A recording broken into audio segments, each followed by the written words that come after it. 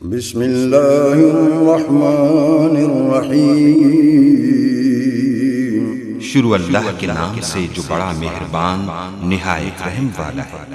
الف لام میم۔ الف لام میم۔ الف لام میم۔ یہ حروف مقطعات قرآن مجید کی بعض صورتوں کے آغاز میں پائے جاتے ہیں۔ جس زمانے میں قرآن مجید نازل ہوا ہے اس دور کے اسالیب بیان میں اس طرح کے حروف مقطعات کا استعمال عام طور پر معروف تھا۔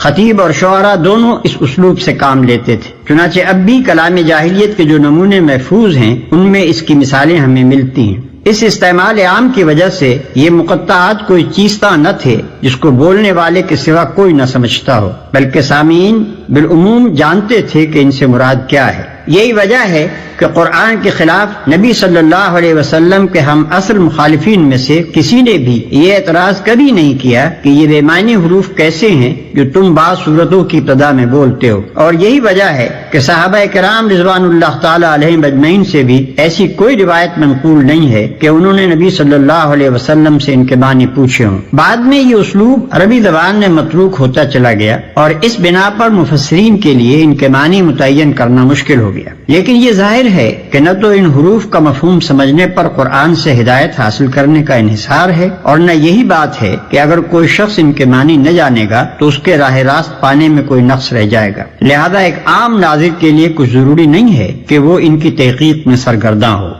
ذلك الكتاب لا ريب فيه هدى للمتقين۔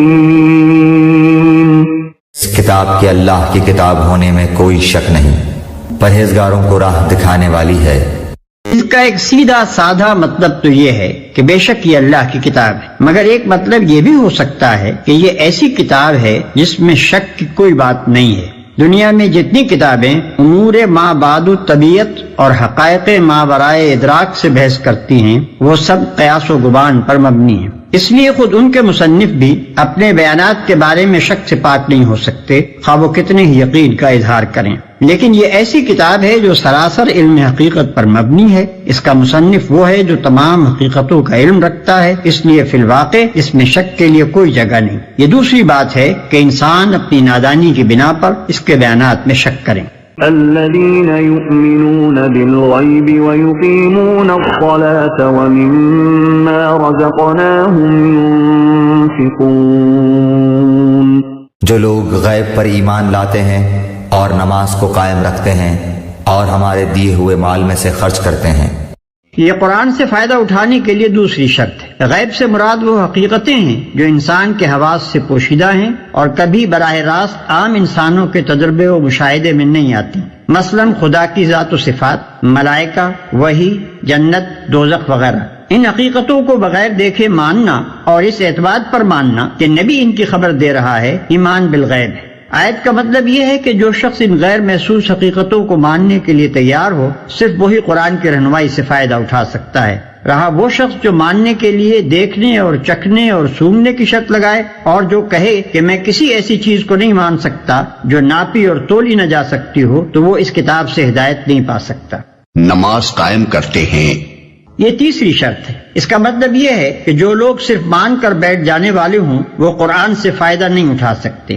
اس سے فائدہ اٹھانے کے لیے ضروری ہے کہ آدمی ایمان لانے کے بعد فوراً ہی عملی اطاعت کے لیے آمادہ ہو جائے، اور عملی اطاعت کی اولین علامت اور دائمی علامت نماز ہے۔ ایمان لانے پر چند گھنٹے بھی نہیں گزرتے کہ مؤذن نماز کے لیے پکارتا ہے اور اسی وقت فیصلہ ہو جاتا ہے کہ ایمان کا دعویٰ کرنے والا اطاعت کے لیے بھی تیار ہے یا نہیں۔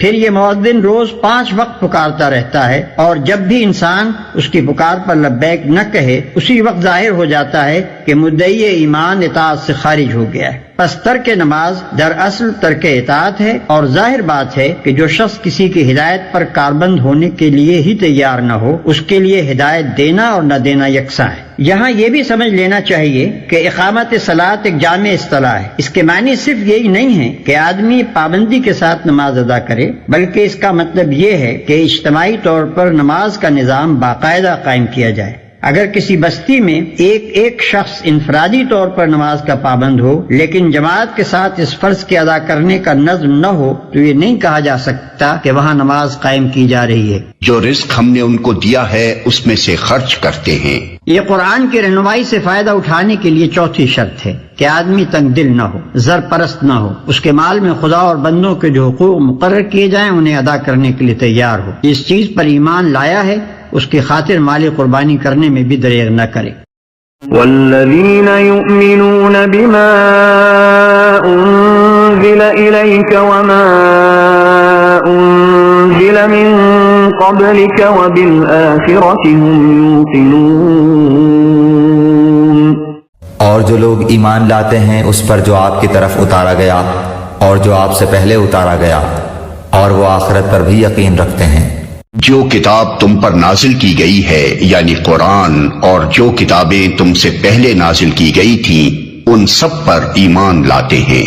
یہ پانچویں شرط ہے کہ آدمی ان تمام کتابوں کو برحق تسلیم کرے جو وحی کے ذریعے سے خدا نے محمد صلی اللہ علیہ وسلم اور ان سے پہلے کے انبیاء پر مختلف زمانوں اور ملکوں میں نازل کی۔ اس شرط کی بنا پر قرآن کی ہدایت کا دروازہ ان سب لوگوں پر بند ہے جو سرے سے اس ضرورت ہی کے قائل نہ ہوں کہ انسان کو خدا کی طرف سے ہدایت ملنی چاہیے، یا اس ضرورت کے تو قائل ہوں مگر اس کے لیے وحی اور رسالت کی طرف رجوع کرنا غیر ضروری سمجھتے ہوں، اور خود کچھ نظریات قائم کر کے انہی کو خدائی ہدایت قرار دے بیٹھیں، یا آسمانی کتابوں کے بھی قائل ہوں مگر صرف اس کتاب یا ان کتابوں پر ایمان لائیں جنہیں ان کے باپ دادا مانتے چلے آئے ہیں۔ رہی اسی سرچشمے سے نکلی ہوئی دوسری ہدایات تو وہ ان کو قبول کرنے سے انکار کر دیں۔ ایسے سب لوگوں کو الگ کر کے قرآن اپنا چشمہ فیض صرف ان لوگوں کے لیے کھولتا ہے جو اپنے آپ کو خدائی ہدایت کا محتاج بھی مانتے ہوں اور یہ بھی تسلیم کرتے ہوں کہ خدا کی یہ ہدایت ہر انسان کے پاس الگ الگ نہیں آتی بلکہ انبیاء اور کتب آسمانی کے ذریعے سے ہی خلق تک پہنچتی ہے، اور پھر وہ کسی نسلی و قومی تعصب میں بھی مبتلا نہ ہوں بلکہ خالص حق کے پرستار ہوں۔ اس لیے حق جہاں جہاں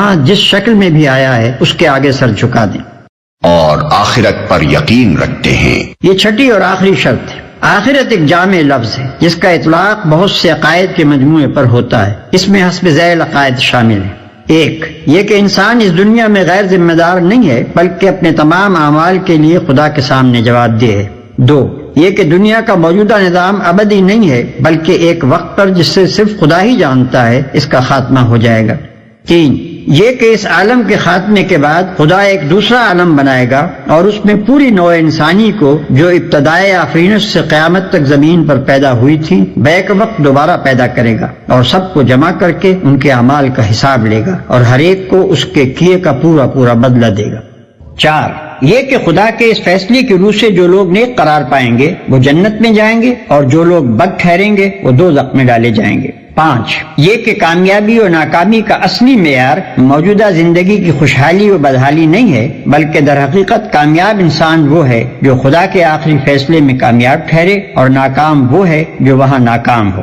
عقائد کے اس مجموعے پر جن لوگوں کو یقین نہ ہو وہ قرآن سے کوئی فائدہ نہیں اٹھا سکتے، کیونکہ ان باتوں کا انکار تو درکنار اگر کسی کے دل میں ان کی طرف سے شک اور تذبذب کی کیفیت بھی ہو تو وہ اس راستے پر نہیں چل سکتا جو انسانی زندگی کے لیے قرآن نے تجویز کیا ہے۔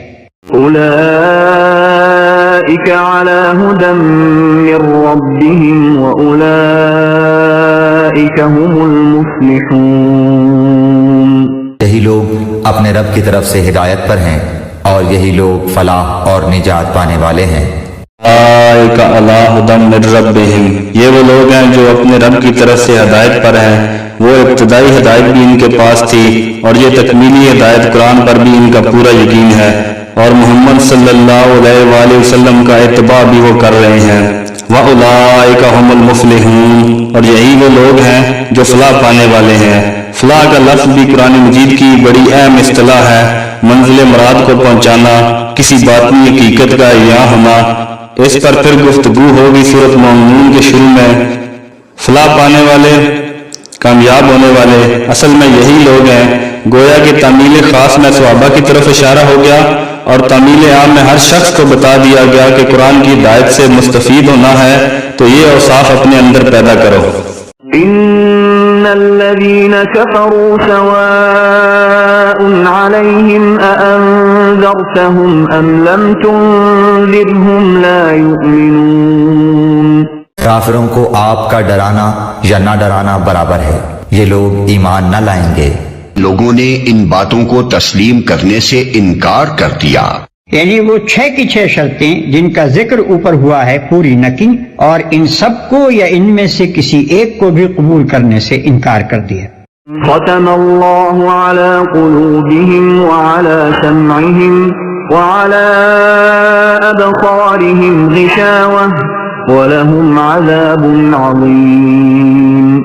اللہ تعالیٰ نے ان کے دلوں پر اور ان کے کانوں پر مہر کر دی ہے، اور ان کی آنکھوں پر پردہ ہے، اور ان کے لیے بڑا عذاب ہے۔ اللہ نے ان کے دلوں اور ان کے کانوں پر مہر لگا دی ہے۔ اس کا مطلب یہ نہیں ہے کہ اللہ نے مہر لگا دی تھی اس لیے انہوں نے تسلیم کرنے سے انکار کیا، بلکہ مطلب یہ ہے کہ جب انہوں نے ان بنیادی امور کو رد کر دیا جن کا ذکر اوپر کیا گیا ہے، اور اپنے لیے قرآن کے پیش کردہ راستے کے خلاف دوسرا راستہ پسند کر لیا، تو اللہ نے ان کے دلوں اور کانوں پر مہر لگا دی۔ اس مہر لگنے کی کیفیت کا تجربہ ہر اس شخص کو ہوگا جسے کبھی تبلیغ کا اتفاق ہوا ہو۔ جب کوئی شخص آپ کے پیش کردہ طریقے کو جانچنے کے بعد ایک دفعہ رد کر دیتا ہے تو اس کا ذہن کچھ اس طرح مخالف سمت میں چل پڑتا ہے کہ پھر آپ کی کوئی بات اس کی سمجھ میں نہیں آتی۔ آپ کی دعوت کے لیے اس کے کان بہرے اور آپ کے طریقے کی خوبیوں کے لیے اس کی آنکھیں اندھی ہو جاتی ہیں، اور صریح طور پر محسوس ہوتا ہے کہ فی الواقع اس کے دل پر مہر لگی ہوئی ہے۔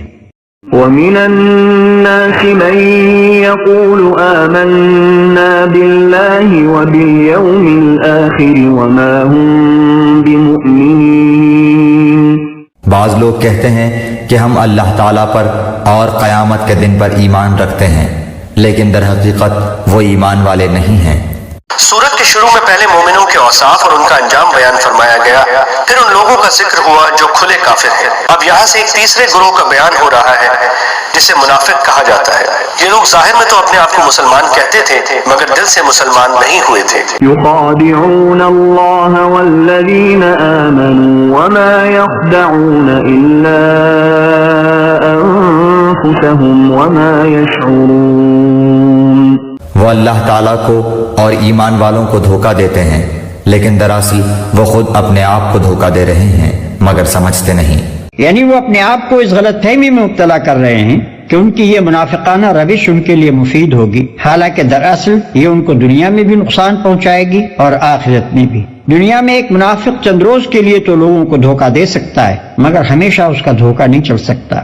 آخر کار اس کے منافقت کا راز فاش ہو کر رہتا ہے اور پھر معاشرے میں اس کی کوئی ساکھ باقی نہیں رہتی۔ رہی آخرت تو وہاں ایمان کا زبانی دعویٰ کوئی قیمت نہیں رکھتا اگر عمل اس کے خلاف ہو۔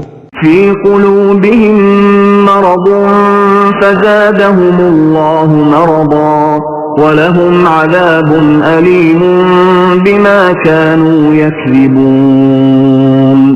ان کے دلوں میں بیماری تھی، اللہ تعالیٰ نے انہیں بیماری میں مزید بڑھا دیا، اور ان کے جھوٹ کی وجہ سے ان کے لیے دردناک عذاب ہے۔ ان کے دلوں میں ایک بیماری ہے جسے اللہ نے اور زیادہ بڑھا دیا ہے۔ بیماری سے مراد منافقت کی بیماری ہے، اور اللہ کے نزدیک اس بیماری میں اضافہ کرنے کا مطلب یہ ہے کہ وہ منافقین کو ان کے نفاق کی سزا فوراً نہیں دیتا بلکہ انہیں ڈھیل دیتا ہے، اور اس ڈھیل کا نتیجہ یہ ہوتا ہے کہ منافق لوگ اپنی چالوں کو بظاہر کامیاب ہوتے دیکھ کر اور زیادہ مکمل منافق بنتے چلے جاتے ہیں۔ وَإِذَا قِيلَ لَهُمْ لَا تُفْسِدُوا فِي الْأَرْضِ قَالُوا إِنَّمَا نَحْنُ مُصْلِحُونَ. اور جب ان سے کہا جاتا ہے کہ زمین میں فساد نہ کرو تو جواب دیتے ہیں کہ ہم تو صرف اصلاح کرنے والے ہیں۔ وَإِذَا قِيلَ لَهُمْ لَا تُفْسِدُوا فِي الْأَرْضِ، اور جب ان سے کہا جاتا تھا مت فساد کرو زمین میں، مراد کیا ہے اس سے؟ کہ جب محمد کو مان لیا کہ اللہ کے رسول ہیں، اب ٹھیک ٹھیک پیروی کرو، ان کے پیچھے چلو، ان کا حکم ہے تو جنگ کے لیے نکلو، ان کی طرف سے تقاضا آتا ہے مال پیش کرو، اور اگر تم اس سے کتراتے ہو تو فساد مچا رہے ہیں، جماعتی زندگی کے اندر فتنہ و فساد پیدا کر رہے ہیں۔ وَإِذَا قِيلَ لَهُمْ لَا تُفْسِدُوا فِي الْأَرْضِ قَالُوا إِنَّمَا نَحْنُ مُصْلِحُونَ، وہ کہتے تھے نہیں ہم تو صلح کرانے والے ہیں، اصلاح کرنے والے ہیں، ہم چاہتے ہیں لڑنا بڑنا کوئی اچھی بات نہیں ہے، ٹکراؤ تصادم یہ کوئی اچھے کام تھوڑا ہی ہے، بس ٹھنڈے ٹھنڈے دعوت دیتے رہو، جو چاہے قبول کر لے، جو چاہے رد کر دے، خام خواہ یہ ٹکرانا اور یہ جنگ کرنا اور اللہ کے دین کو غالب کرنے کے لیے یہ قربانی دو اور یہ مصیبت جھیلو اور یہ مشقت برداشت کرو اور یہ چیز چھوڑو اور یہ ترک کرو، یہ کاہے کے لیے؟ ألا إنهم هم المفسدون ولكن لا يشعرون. خبردار ہو، یقیناً یہی لوگ فساد کرنے والے ہیں لیکن شعور سمجھ نہیں رکھتے. الا انهم هم المفسدون ولكن لا يشعرون، آگاہ ہو جاؤ کہ وہی ہے مفسد، فساد پھیلانے والے. اس لیے کہ محمد رسول اللہ کی دعوت ہے زمین میں اصلاح کے لیے، اس اصلاح کے لیے کچھ آپریشن کرنا پڑے گا. مریض اس درجے کو پہنچ چکا ہے کہ آپریشن کے بغیر اس کی شفا نہیں ہوگی. اب اگر تم اس کے راستے میں رکاوٹ بنتے ہو تو در حقیقت تم فساد مچا رہے ہو لیکن تمہیں اس کا شعور نہیں. الا انہم هم المفسدون ولكن لا يشعرون. پھر دیکھیے نوٹ کیجئے، شعور نہیں ہے. شعوری نفاق اور شے ہے، غیر شعوری نفاق ہے کہ جس کا یہ سارا تذکرہ ہو رہا ہے. وَإِذَا قِيلَ لَهُمْ آمِنُوا كَمَا آمَنَ النَّاسُ قَالُوا أَنُؤْمِنُ كَمَا آمَنَ السُّفَهَاءُ أَلَا إِنَّهُمْ هُمُ السُّفَهَاءُ وَلَكِنْ لَا يَعْلَمُونَ. اور جب ان سے کہا جاتا ہے کہ اور لوگوں یعنی صحابہ کی طرح تم بھی ایمان لاؤ تو جواب دیتے ہیں کہ کیا ہم ایسا ایمان لائیں جیسا بے وقوف لائے ہیں. خبردار ہو جاؤ، یقیناً یہی بے وقوف ہیں لیکن جانتے نہیں. اور جب ان سے کہا گیا کہ جس طرح دوسرے لوگ ایمان لائے ہیں اسی طرح تم بھی ایمان لاؤ، یعنی جس طرح تمہاری قوم کے دوسرے لوگ سچائی اور خلوص کے ساتھ مسلمان ہوئے ہیں، اسی طرح تم بھی اگر اسلام قبول کرتے ہو تو ایمانداری کے ساتھ سچے دل سے قبول کرو.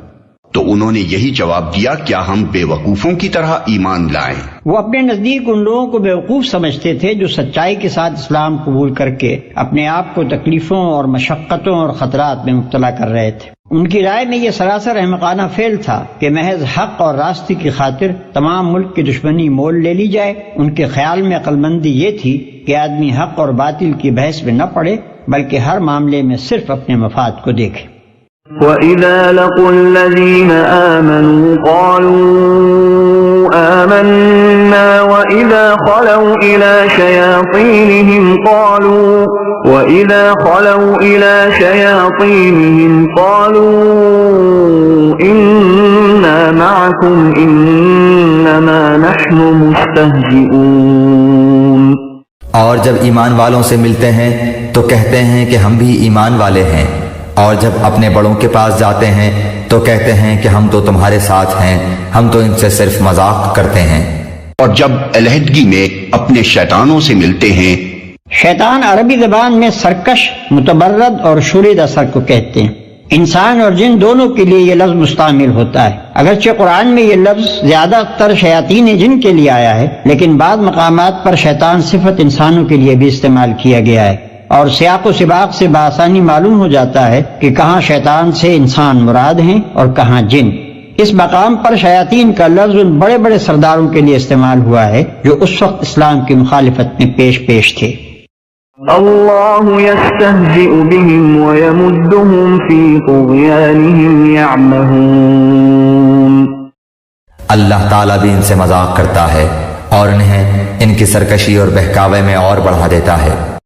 یعنی اللہ تعالیٰ نے ان کی رسی دراز کر رکھی ہے کہ ان کے دوغلے پن کی فوری سزا دنیا میں انہیں نہیں مل رہی ہے، جس سے وہ سمجھ رہے ہیں کہ ہماری تدبیر کارگر ہو گئی. چنانچہ وہ اپنی اس گمراہی میں اور پختہ ہوتے جا رہے ہیں. آخرت میں انہیں ایک دم پکڑ لیا جائے گا. چونکہ اللہ تعالیٰ کا یہ عمل ان کے مذاق کا نتیجہ تھا، اسے یہاں اللہ ان سے مذاق کرتا ہے کہ عنوان سے تعبیر فرمایا گیا ہے. أولئك الذين اشتروا الضلالة بالهدى فما ربحت تجارتهم وما كانوا مهتدين. یہ وہ لوگ ہیں جنہوں نے گمراہی کو ہدایت کے بدلے میں خرید لیا، بس نہ تو ان کی تجارت نے ان کو فائدہ پہنچایا اور نہ یہ ہدایت والے ہوئے۔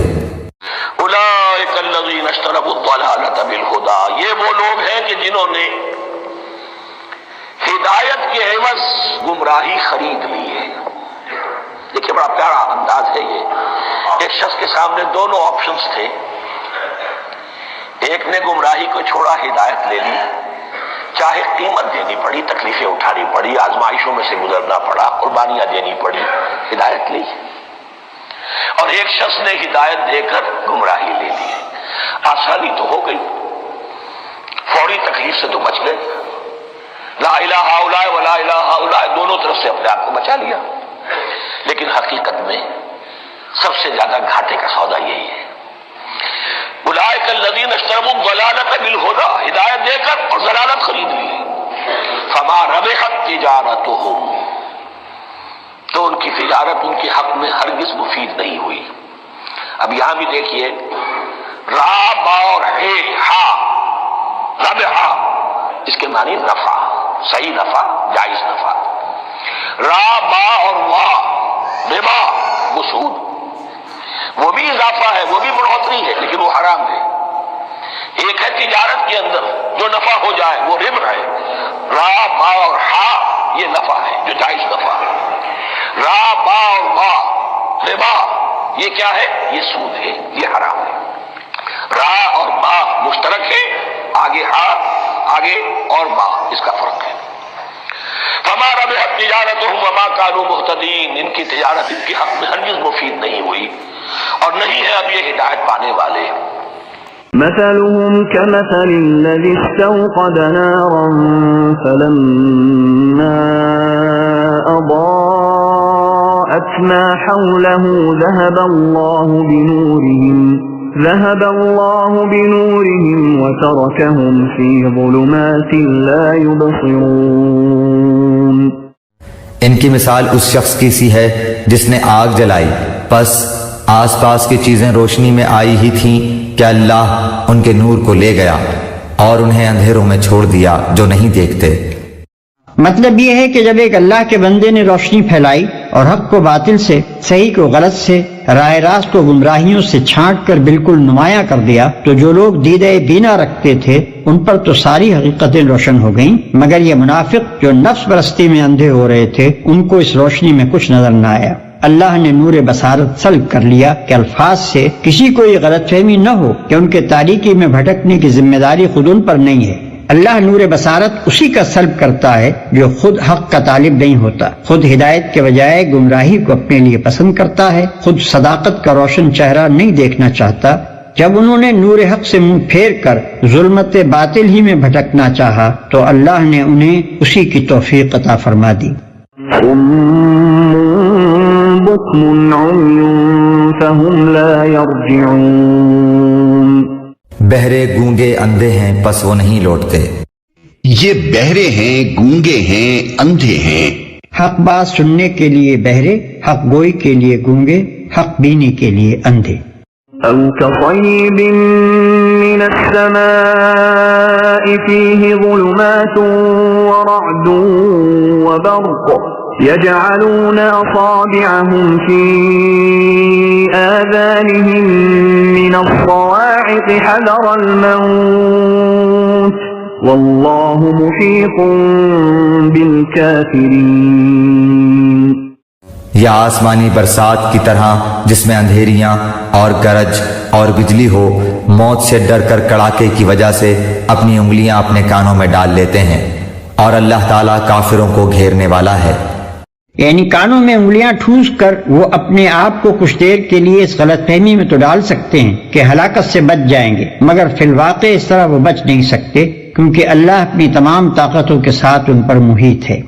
يكاد البرق يخطف أبصارهم كلما أضاء لهم مشوا فيه وإذا أظلم عليهم قاموا ولو شاء الله لذهب بسمعهم وأبصارهم إن الله على كل شيء قدير۔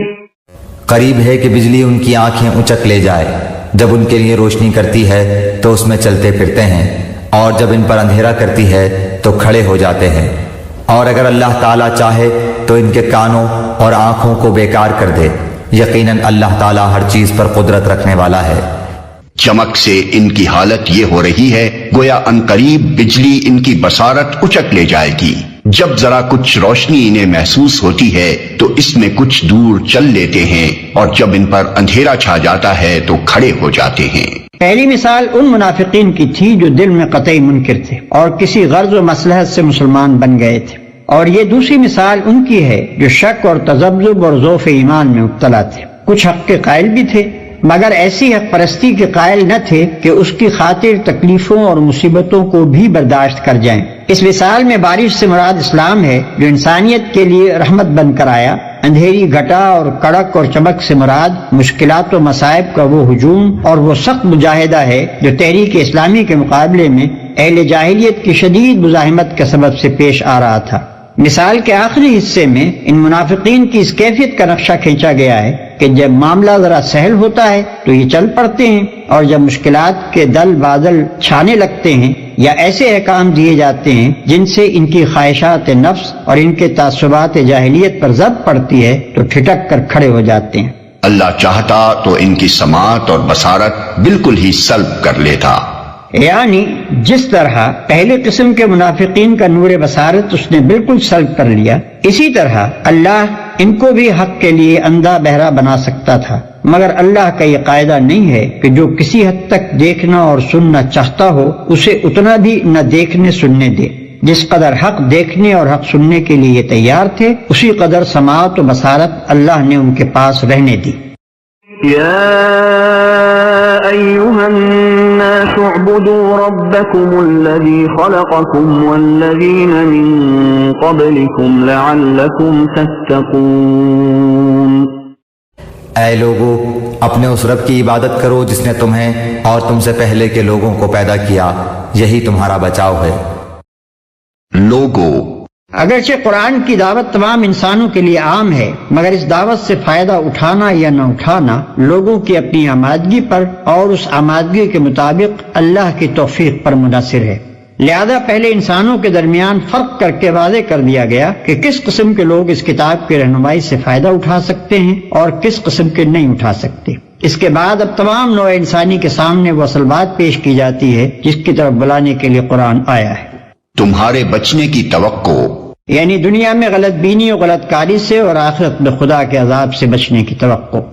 الذي جعل لكم الأرض فراشا والسماء بناء وأنزل من السماء ماء فأخرج به من الثمرات رزقا لكم فلا تجعلوا لله أندادا وأنتم تعلمون۔ جس نے تمہارے لیے زمین کو فرش اور آسمان کو چھت بنایا اور آسمان سے پانی اتار کر اس سے پھل پیدا کر کے تمہیں روزی دی، خبردار باوجود جاننے کے اللہ کے شریک مقرر نہ کرو۔ ان دو آیتوں میں اسلام کے بنیادی عقیدے توحید کی دعوت دی گئی ہے اور مختصر انداز میں اس کی دلیل بھی بیان کر دی گئی ہے۔ اہل عرب یہ مانتے تھے کہ ساری کائنات کو پیدا کرنا، زمین و آسمان کی تخلیق اور آسمان سے بارش برسانا اور اس سے پیداوار اگانا، یہ سب کام اللہ تعالیٰ کے ہیں۔ اس کے باوجود وہ یہ عقیدہ رکھتے تھے کہ اللہ تعالیٰ نے بہت سے کام بتوں کے سپرد کر رکھے ہیں اور وہ بت اپنے اپنے کاموں میں براہ راست فیصلہ کرنے کی صلاحیت رکھتے ہیں، لہٰذا وہ ان بتوں کی عبادت اس لیے کرتے تھے کہ وہ ان کی مدد کریں۔ اللہ تعالیٰ نے فرمایا کہ جب ہر چیز پیدا کرنے والے ہم ہیں اور ہمیں کائنات چلانے کے لیے کسی کی مدد کی ضرورت نہیں، تو عبادت کسی اور کی کرنا کتنے بڑے ظلم کی بات ہے۔ وَإِن كُنتُمْ فِي رَيْبٍ مِّمَّا نَزَّلْنَا عَلَىٰ عَبْدِنَا فَأْتُوا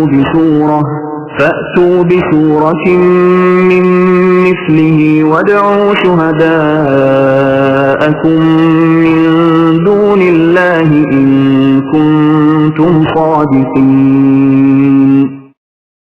ہم نے جو کچھ اپنے بندے پر اتارا ہے اس میں اگر تمہیں شک ہو اور تم سچے ہو تو اس جیسی ایک صورت تو بنا کر لاؤ۔ تمہیں اختیار ہے کہ اللہ تعالیٰ کے سوا اپنے مددگاروں کو بھی بلا لو۔ یعنی جب تم خود بھی اس بات کے قائل ہو اور تمہیں معلوم ہے کہ یہ سارے کام اللہ ہی کے ہیں، تو پھر تمہاری بندگی اسی کے لیے خاص ہونی چاہیے۔ دوسرا کون اس کا حقدار ہو سکتا ہے کہ تم اس کی بندگی بجا لاؤ؟ دوسروں کو اللہ کا مد مقابل ٹھہرانے سے مراد یہ ہے کہ بندگی و عبادت کی مختلف اقسام میں سے کسی قسم کا رویہ خدا کے سوا دوسروں کے ساتھ برتا جائے۔ آگے چل کر خود قرآن ہی سے تفصیل کے ساتھ معلوم ہو جائے گا کہ عبادت کی وہ اقسام کون کون سی ہیں جنہیں صرف اللہ کے لیے مخصوص ہونا چاہیے، اور جن میں دوسروں کو شریک ٹھہرانا وہ شرک ہے جسے روکنے کے لیے قرآن آیا ہے۔ فَإِن لَّمْ تَفْعَلُوا وَلَن تَفْعَلُوا فَاتَّقُوا النَّارَ الَّتِي وَقُودُهَا النَّاسُ وَالْحِجَارَةُ أُعِدَّتْ لِلْكَافِرِينَ۔ پس اگر تم نے نہ کیا اور تم ہرگز نہیں کر سکتے تو اسے سچا مان کر اس آگ سے بچو جس کا ایندھن انسان اور پتھر ہیں، جو کافروں کے لیے تیار کی گئی ہے، جس کا ایندھن بنیں گے انسان اور پتھر۔ اس میں یہ لطیف اشارہ ہے کہ وہاں صرف تم ہی دوزخ کا ایندھن نہ بنو گے، بلکہ تمہارے وہ بت بھی وہاں تمہارے ساتھ ہی موجود ہوں گے جنہیں تم نے اپنا معبود و مسجود بنا رکھا ہے۔ اس وقت تمہیں خود ہی معلوم ہو جائے گا کہ خدائی میں یہ کتنا دخل رکھتے تھے۔ وَبَشِّرِ الَّذِينَ آمَنُوا وَعَمِلُوا الصَّالِحَاتِ أَنَّ لَهُمْ جَنَّاتٍ تَجْرِي مِن تَحْتِهَا الْأَنْهَارُ كُلَّمَا رُزِقُوا مِنْهَا مِن ثَمَرَةٍ رِزْقًا قَالُوا هَذَا الَّذِي رُزِقْنَا مِن قَبْلُ وَأُتُوا بِهِ مُتَشَابِهًا وَلَهُمْ فِيهَا أَزْوَاجٌ مُطَهَّرَةٌ وَهُمْ فِيهَا خَالِدُونَ۔ اور ایمان والوں اور نیک عمل کرنے والوں کو ان جنتوں کی خوشخبریاں دو جن کے نیچے نہریں بہہ رہی ہیں، جب کبھی وہ پھلوں کا رزق دیے جائیں گے اور ہم شکل لائے جائیں گے تو کہیں گے یہ وہی ہے جو ہم اس سے پہلے دیے گئے تھے، اور ان کے لیے بیویاں ہیں صاف ستھری، اور وہ ان جنتوں میں ہمیشہ رہنے والے ہیں۔ یعنی نرالے اور اجنبی پھل نہ ہوں گے جن سے وہ نامانوس ہوں، شکل میں انہی پھلوں سے ملتے جلتے ہوں گے جن سے وہ دنیا میں آشنا تھے، البتہ لذت میں وہ ان سے بدرجہ زیادہ بڑھے ہوئے ہوں گے۔ دیکھنے میں مثلاً آم اور انار اور سنترے ہی ہوں گے۔ اہل جنت ہر پھل کو دیکھ کر پہچان لیں گے کہ یہ آم ہے اور یہ انار ہے اور یہ سنترا، مگر مزے میں دنیا کے آموں اور اناروں اور سنتروں کو ان سے کوئی نسبت نہ ہوگی۔ ان کے لیے وہاں پاکیزہ بیویاں ہوں گی۔ عربی متن میں ازواج کا لفظ استعمال ہوا ہے جس کے معنی ہے جوڑے، اور یہ لفظ شوہر اور بیوی دونوں کے لیے استعمال ہوتا ہے۔ شوہر کے لیے بیوی زوج ہے اور بیوی کے لیے شوہر زوج، مگر وہاں یہ ازواج پاکیزگی کی صفت کے ساتھ ہوں گے۔ اگر دنیا میں کوئی مرد نیک ہے اور اس کی بیوی نیک نہیں ہے تو آخرت میں ان کا رشتہ کٹ جائے گا اور اس نیک مرد کو کوئی دوسری نیک بیوی دے دی جائے گی۔ اگر یہاں کوئی عورت نیک ہے اور اس کا شوہر بد تو وہاں وہ اس برے شوہر کی صحبت سے خلاصی پا جائے گی اور کوئی نیک مرد اس کا شریک زندگی بنا دیا جائے گا۔ اور اگر یہاں کوئی شوہر اور بیوی دونوں نیک ہیں تو وہاں ان کا یہی رشتہ ابدی و سرمدی ہو جائے گا۔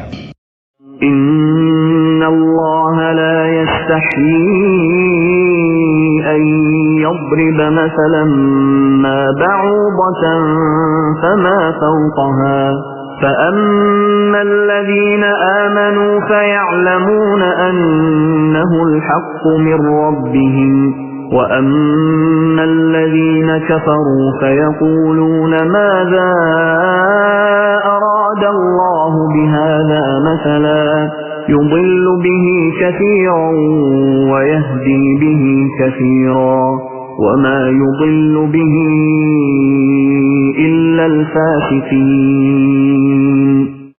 یقیناً اللہ تعالیٰ کسی مثال کے بیان کرنے سے نہیں شرماتا، خواہ مچھر کی ہو یا اس سے بھی ہلکی چیز کی۔ ایمان والے تو اسے اپنے رب کی جانب سے صحیح سمجھتے ہیں، اور کفار کہتے ہیں کہ اس مثال سے اللہ نے کیا مراد لی ہے؟ اس کے ذریعے بیشتر کو گمراہ کرتا ہے اور اکثر لوگوں کو راہ راست پر لاتا ہے، اور گمراہ تو صرف فاسقوں کو ہی کرتا ہے۔ اللہ اس سے ہرگز نہیں شرماتا کہ مچھر یا اس سے بھی حقیر تر کسی چیز کی تمثیلیں دے۔ یہاں ایک اعتراض کا ذکر کیے بغیر اس کا جواب دیا گیا ہے۔ قرآن میں متعدد مقامات پر توضیح مدعا کے لیے مکڑی، مکھی، مچھر وغیرہ کی جو تمثیلیں دی گئی ہیں، ان پر مخالفین کو اعتراض تھا کہ یہ کیسا کلام الہی ہے جس میں ایسی حقیر چیزوں کی تمثیلیں ہیں۔ وہ کہتے تھے کہ اگر یہ خدا کا کلام ہوتا تو اس میں یہ فضولیات نہ ہوتی۔ اس طرح اللہ ایک ہی بات سے بہتوں کو گمراہی میں مبتلا کر دیتا ہے اور بہتوں کو راہ راست دکھا دیتا ہے۔ یعنی جو لوگ بات کو سمجھنا نہیں چاہتے، حقیقت کی جستجو ہی نہیں رکھتے، ان کی نگاہیں تو بس ظاہری الفاظ میں اٹک کر رہ جاتی ہیں اور وہ ان چیزوں سے الٹے نتائج نکال کر حق سے اور زیادہ دور چلے جاتے ہیں، برعکس اس کے جو خود حقیقت کے طالب ہیں اور صحیح بصیرت رکھتے ہیں، ان کو انہی باتوں میں حکمت کے جوہر نظر آتے ہیں اور ان کا دل گواہی دیتا ہے کہ ایسی حکیمانہ باتیں اللہ ہی کی طرف سے ہو سکتی ہیں۔ اور گمراہی میں وہ انہی کو مبتلا کرتا ہے جو فاسق ہیں۔ فاسق، نافرمان، اطاعت کی حد سے نکل جانے والا۔ الذين ينقضون عهد الله من بعد ميثاقه ويقطعون ما أمر الله به أن يوصل ويفسدون في الأرض أولئك هم الخاسرون۔ جو لوگ اللہ تعالیٰ کے مضبوط عہد کو توڑ دیتے ہیں اور اللہ تعالیٰ نے جن چیزوں کو جوڑنے کا حکم دیا ہے انہیں کاٹتے اور زمین میں فساد پھیلاتے ہیں، یہی لوگ نقصان اٹھانے والے ہیں۔ اللہ کے عہد کو مضبوط باندھ لینے کے بعد توڑ دیتے ہیں۔ بادشاہ اپنے ملازموں اور رعایا کے نام جو فرمان یا ہدایات جاری کرتا ہے ان کو عربی محاورے میں عہد سے تعبیر کیا جاتا ہے، کیونکہ ان کی تعمیل رعایا پر واجب ہوتی ہے۔ یہاں عہد کا لفظ اسی معنی میں استعمال ہوا ہے۔ اللہ کے عہد سے مراد اس کا وہ مستقل فرمان ہے جس کی روح سے تمام نوع انسانی صرف اسی کی بندگی، اطاعت اور پرستش کرنے پر مامور ہے۔ مضبوط باندھ لینے کے بعد سے اشارہ اس طرف ہے کہ آدم کی تخلیق کے وقت تمام نوع انسانی سے اس فرمان کی پابندی کا اقرار لے لیا گیا تھا۔ سورہ اعراف آیت 172 میں اس عہد و اقرار پر نسبتاً زیادہ تفصیل کے ساتھ روشنی ڈالی گئی ہے۔ اللہ نے جسے جوڑنے کا حکم دیا ہے اسے کاٹتے ہیں، یعنی جن روابط کے قیام اور استحکام پر انسان کی اجتماعی و انفرادی فلاح کا انحصار ہے اور جنہیں درست رکھنے کا اللہ نے حکم دیا ہے، ان پر یہ لوگ تیشہ چلاتے ہیں۔ اس مختصر سے جملے میں اس قدر وسعت ہے کہ انسانی تمدن و اخلاق کی پوری دنیا پر جو دو آدمیوں کے تعلق سے لے کر عالمگیر بین الاقوامی تعلقات تک پھیلی ہوئی ہے، صرف یہی ایک جملہ حاوی ہو جاتا ہے۔ روابط کو کاٹنے سے مراد محض تعلقات انسانی کا انقطاع ہی نہیں ہے، بلکہ تعلقات کی صحیح اور جائز صورتوں کے سوا جو صورتیں بھی اختیار کی جائیں گی وہ سب اسی ذیل میں آ جائیں گی، کیونکہ ناجائز اور غلط روابط کا انجام وہی ہے جو قطع روابط کا ہے، یعنی بین الانسانی معاملات کی خرابی اور نظام اخلاق و تمدن کی بربادی، اور زمین میں فساد برپا کرتے ہیں۔ ان تین جملوں میں فسق اور فاسق کی مکمل تعریف بیان کر دی گئی ہے۔ خدا اور بندے کے تعلق اور انسان کے تعلق کو کاٹنے یا بگاڑنے کا لازمی نتیجہ فساد ہے، اور جو اس فساد کو برپا کرتا ہے وہی فاسق ہے۔ كيف تكفرون بالله وكنتم أمواتا فأحياكم ثم يميتكم ثم يحييكم ثم إليه ترجعون۔ تم اللہ کے ساتھ کیسے کفر کرتے ہو حالانکہ تم مردہ تھے، اس نے تمہیں زندہ کیا، پھر تمہیں مار ڈالے گا، پھر زندہ کرے گا، پھر اسی کی طرف لوٹائے جاؤ گے۔ کیف تکفرون باللہ وکنتم امواتا، تم کیسے کفر کرتے ہو اللہ کا؟ بڑا پیارا انداز ہے۔ وکنتم امواتا، تم مردہ تھے، فاحیاکم، تمہیں زندہ کیا، ثم یمیتکم، پھر تمہیں مارے گا، ثم یحییکم، پھر جلائے گا، ثم الیہ ترجعون، پھر تم اس کی طرف لوٹ جاؤ گے، لوٹا دیے جاؤ گے۔ یہاں وہ بات آ گئی جو آج نگاہوں سے بالکل اوجھل ہو چکی ہے۔ یہ ہم دنیا میں آنے سے پہلے مردہ تھے، کیا مانے؟ یہ مضمون آ کر اصل میں سورہ غافر یا سورہ مومن میں چل کر اس کی پوری وضاحت ہوگی، لیکن چونکہ یہاں تذکرہ ہو چکا ہے عہد انس کا، ہماری پہلی تخلیق ہوئی عالم ارواح میں، ارواح کی صورت میں، پھر ہمیں سلا دیا گیا، وہ ہماری پہلی موت تھی۔ مردہ جو ہے معدوم نہیں ہوتا، مردہ ہوتا ہے، بے جان ہوتا ہے، سویا ہوا ہوتا ہے، اور موت کو نیند کو تشبیہ دی گئی ہے۔ پھر ہمیں اس جسد کے ساتھ یہاں زندہ کیا گیا، پھر موت طاری ہوگی، پھر ہمیں زندہ کیا جائے گا۔ یہ آیت جیسا کہ میں نے عرض کیا بہت بڑی اور بڑی گہری حکمت اور فلسفہ قرآن کی آیت ہے۔ کیسے اللہ کا انکار کرتے؟ کنتم اموات، تم مردہ تھے، سوئی ہوئی ارواح کی شکل میں تھے، فاحیاکم، تمہیں جگایا اس جسد کے ساتھ زندہ کیا، ثم یمیتکم ثم یحییکم، پھر تمہیں مارے گا، پھر جلائے گا، ثم الیہ ترجعون، پھر تم اس کی طرف لوٹا دیے جاؤ گے۔ هو الذي خلق لكم ما في الأرض جميعا ثم استوى إلى السماء فسواهن 7 سماوات وهو بكل شيء عليم۔ وہ اللہ جس نے تمہارے لیے زمین کی تمام چیزوں کو پیدا کیا، پھر آسمان کی طرف قصد کیا اور ان کو ٹھیک ٹھاک 7 آسمان بنایا، اور وہ ہر چیز کو جانتا ہے۔ اور 7 آسمان استوار کیے۔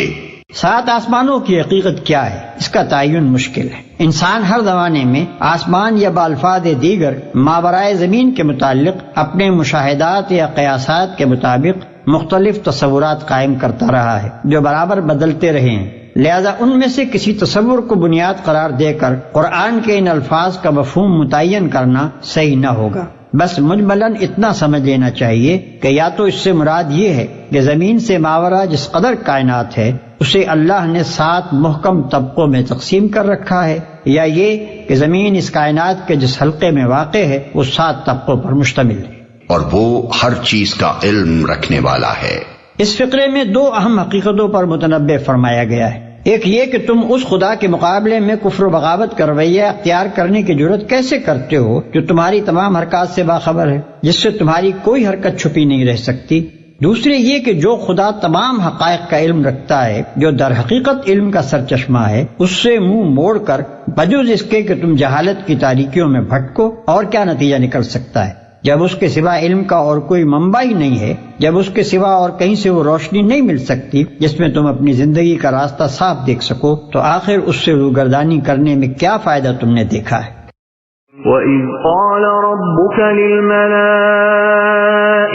إِنِّي جَاعِلٌ فِي الْأَرْضِ خَلِيفَةً قَالُوا أَتَجْعَلُ فِيهَا مَن يُفْسِدُ فِيهَا وَيَسْفِكُ الدِّمَاءَ وَنَحْنُ نُسَبِّحُ بِحَمْدِكَ وَنُقَدِّسُ لَكَ قَالَ إِنِّي أَعْلَمُ مَا لَا تَعْلَمُونَ۔ اور جب تیرے رب نے فرشتوں سے کہا کہ میں زمین میں خلیفہ بنانے والا ہوں، تو انہوں نے کہا ایسے شخص کو کیوں پیدا کرتا ہے جو زمین میں فساد کرے اور خون بہائے؟ اور ہم تیری تسبیح، حمد اور پاکیزگی بیان کرنے والے ہیں۔ اللہ تعالیٰ نے فرمایا جو میں جانتا ہوں تم نہیں جانتے۔ پھر اوپر کے رکوع میں بندگی رب کی دعوت اس بنیاد پر دی گئی تھی کہ وہ تمہارا خالق ہے، پروردگار ہے، اسی کے قبضہ قدرت میں تمہاری زندگی و موت ہے، اور جس کائنات میں تم رہتے ہو اس کا مالک و مدبر وہی ہے، لہذا اس کی بندگی کے سوا تمہارے لیے اور کوئی دوسرا طریقہ صحیح نہیں ہو سکتا۔ اب اس رکوع میں وہی دعوت اس بنیاد پر دی جا رہی ہے کہ اس دنیا میں تم کو خدا نے اپنا خلیفہ بنایا ہے۔ خلیفہ ہونے کی حیثیت سے تمہارا فرض صرف اتنا ہی نہیں ہے کہ اس کی بندگی کرو، بلکہ یہ بھی ہے کہ اس کی بھیجی ہوئی ہدایت کے مطابق کام کرو۔ اگر تم نے ایسا نہ کیا اور اپنے ازلی دشمن شیطان کے اشاروں پر چلے تو بدترین بغاوت کے مجرم ہوگے اور بدترین انجام دیکھو گے۔ اس سلسلے میں انسان کی حقیقت اور کائنات میں اس کی حیثیت ٹھیک ٹھیک بیان کر دی گئی ہے، اور نوع انسانی کی تاریخ کا وہ باب پیش کیا گیا ہے جس کے معلوم ہونے کا کوئی دوسرا ذریعہ انسان کو میسر نہیں ہے۔ اس بات سے جو اہم نتائج حاصل ہوتے ہیں وہ ان نتائج سے بہت زیادہ قیمتی ہیں جو زمین کی تہوں سے متفرق ہڈیاں نکال کر اور انہیں قیاس و تخمین سے ربط دے کر آدمی اخذ کرنے کی کوشش کرتا ہے۔ ذرا اس وقت کا تصور کرو جب تمہارے رب نے فرشتوں سے کہا تھا ملک کے اصلی معنی عربی میں پیامبر کے ہیں، اسی کا لفظی ترجمہ فرستادہ یا فرشتہ ہے۔ یہ محض مجرد قوتیں نہیں ہیں جو تشخص نہ رکھتی ہوں، بلکہ یہ شخصیت رکھنے والی ہستیاں ہیں جن سے اللہ اپنی اس عظیم الشان سلطنت کی تدبیر و انتظام میں کام لیتا ہے۔ یوں سمجھنا چاہیے کہ یہ سلطنت الہی کے اہلکار ہیں جو اللہ کے احکام کو نافذ کرتے ہیں۔ جاہل لوگ انہیں غلطی سے خدائی میں حصے دار سمجھ بیٹھے، اور بعض نے انہیں خدا کا رشتہ دار سمجھا اور ان کو دیوتا بنا کر ان کی پرستش شروع کر دی۔ کہ میں زمین میں ایک خلیفہ بنانے والا ہوں۔ خلیفہ وہ جو کسی کی ملک میں اس کے تفویض کردہ اختیارات اس کے نائب کی حیثیت سے استعمال کرے۔ خلیفہ مالک نہیں ہوتا بلکہ اصل مالک کا نائب ہوتا ہے۔ اس کے اختیارات ذاتی نہیں ہوتے بلکہ مالک کے عطا کردہ ہوتے ہیں۔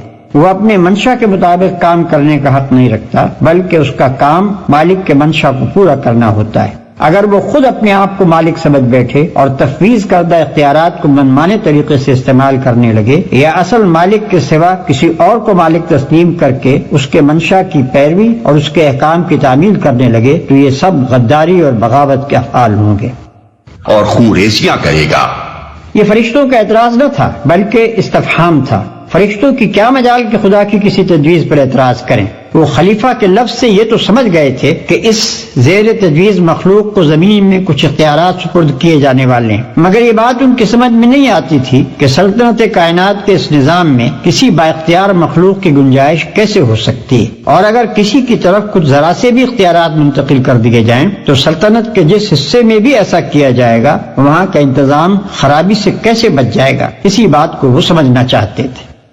آپ کی حمد و ثنا کے ساتھ تسبیح اور آپ کے لیے تقدیس تو ہم کر ہی رہے ہیں۔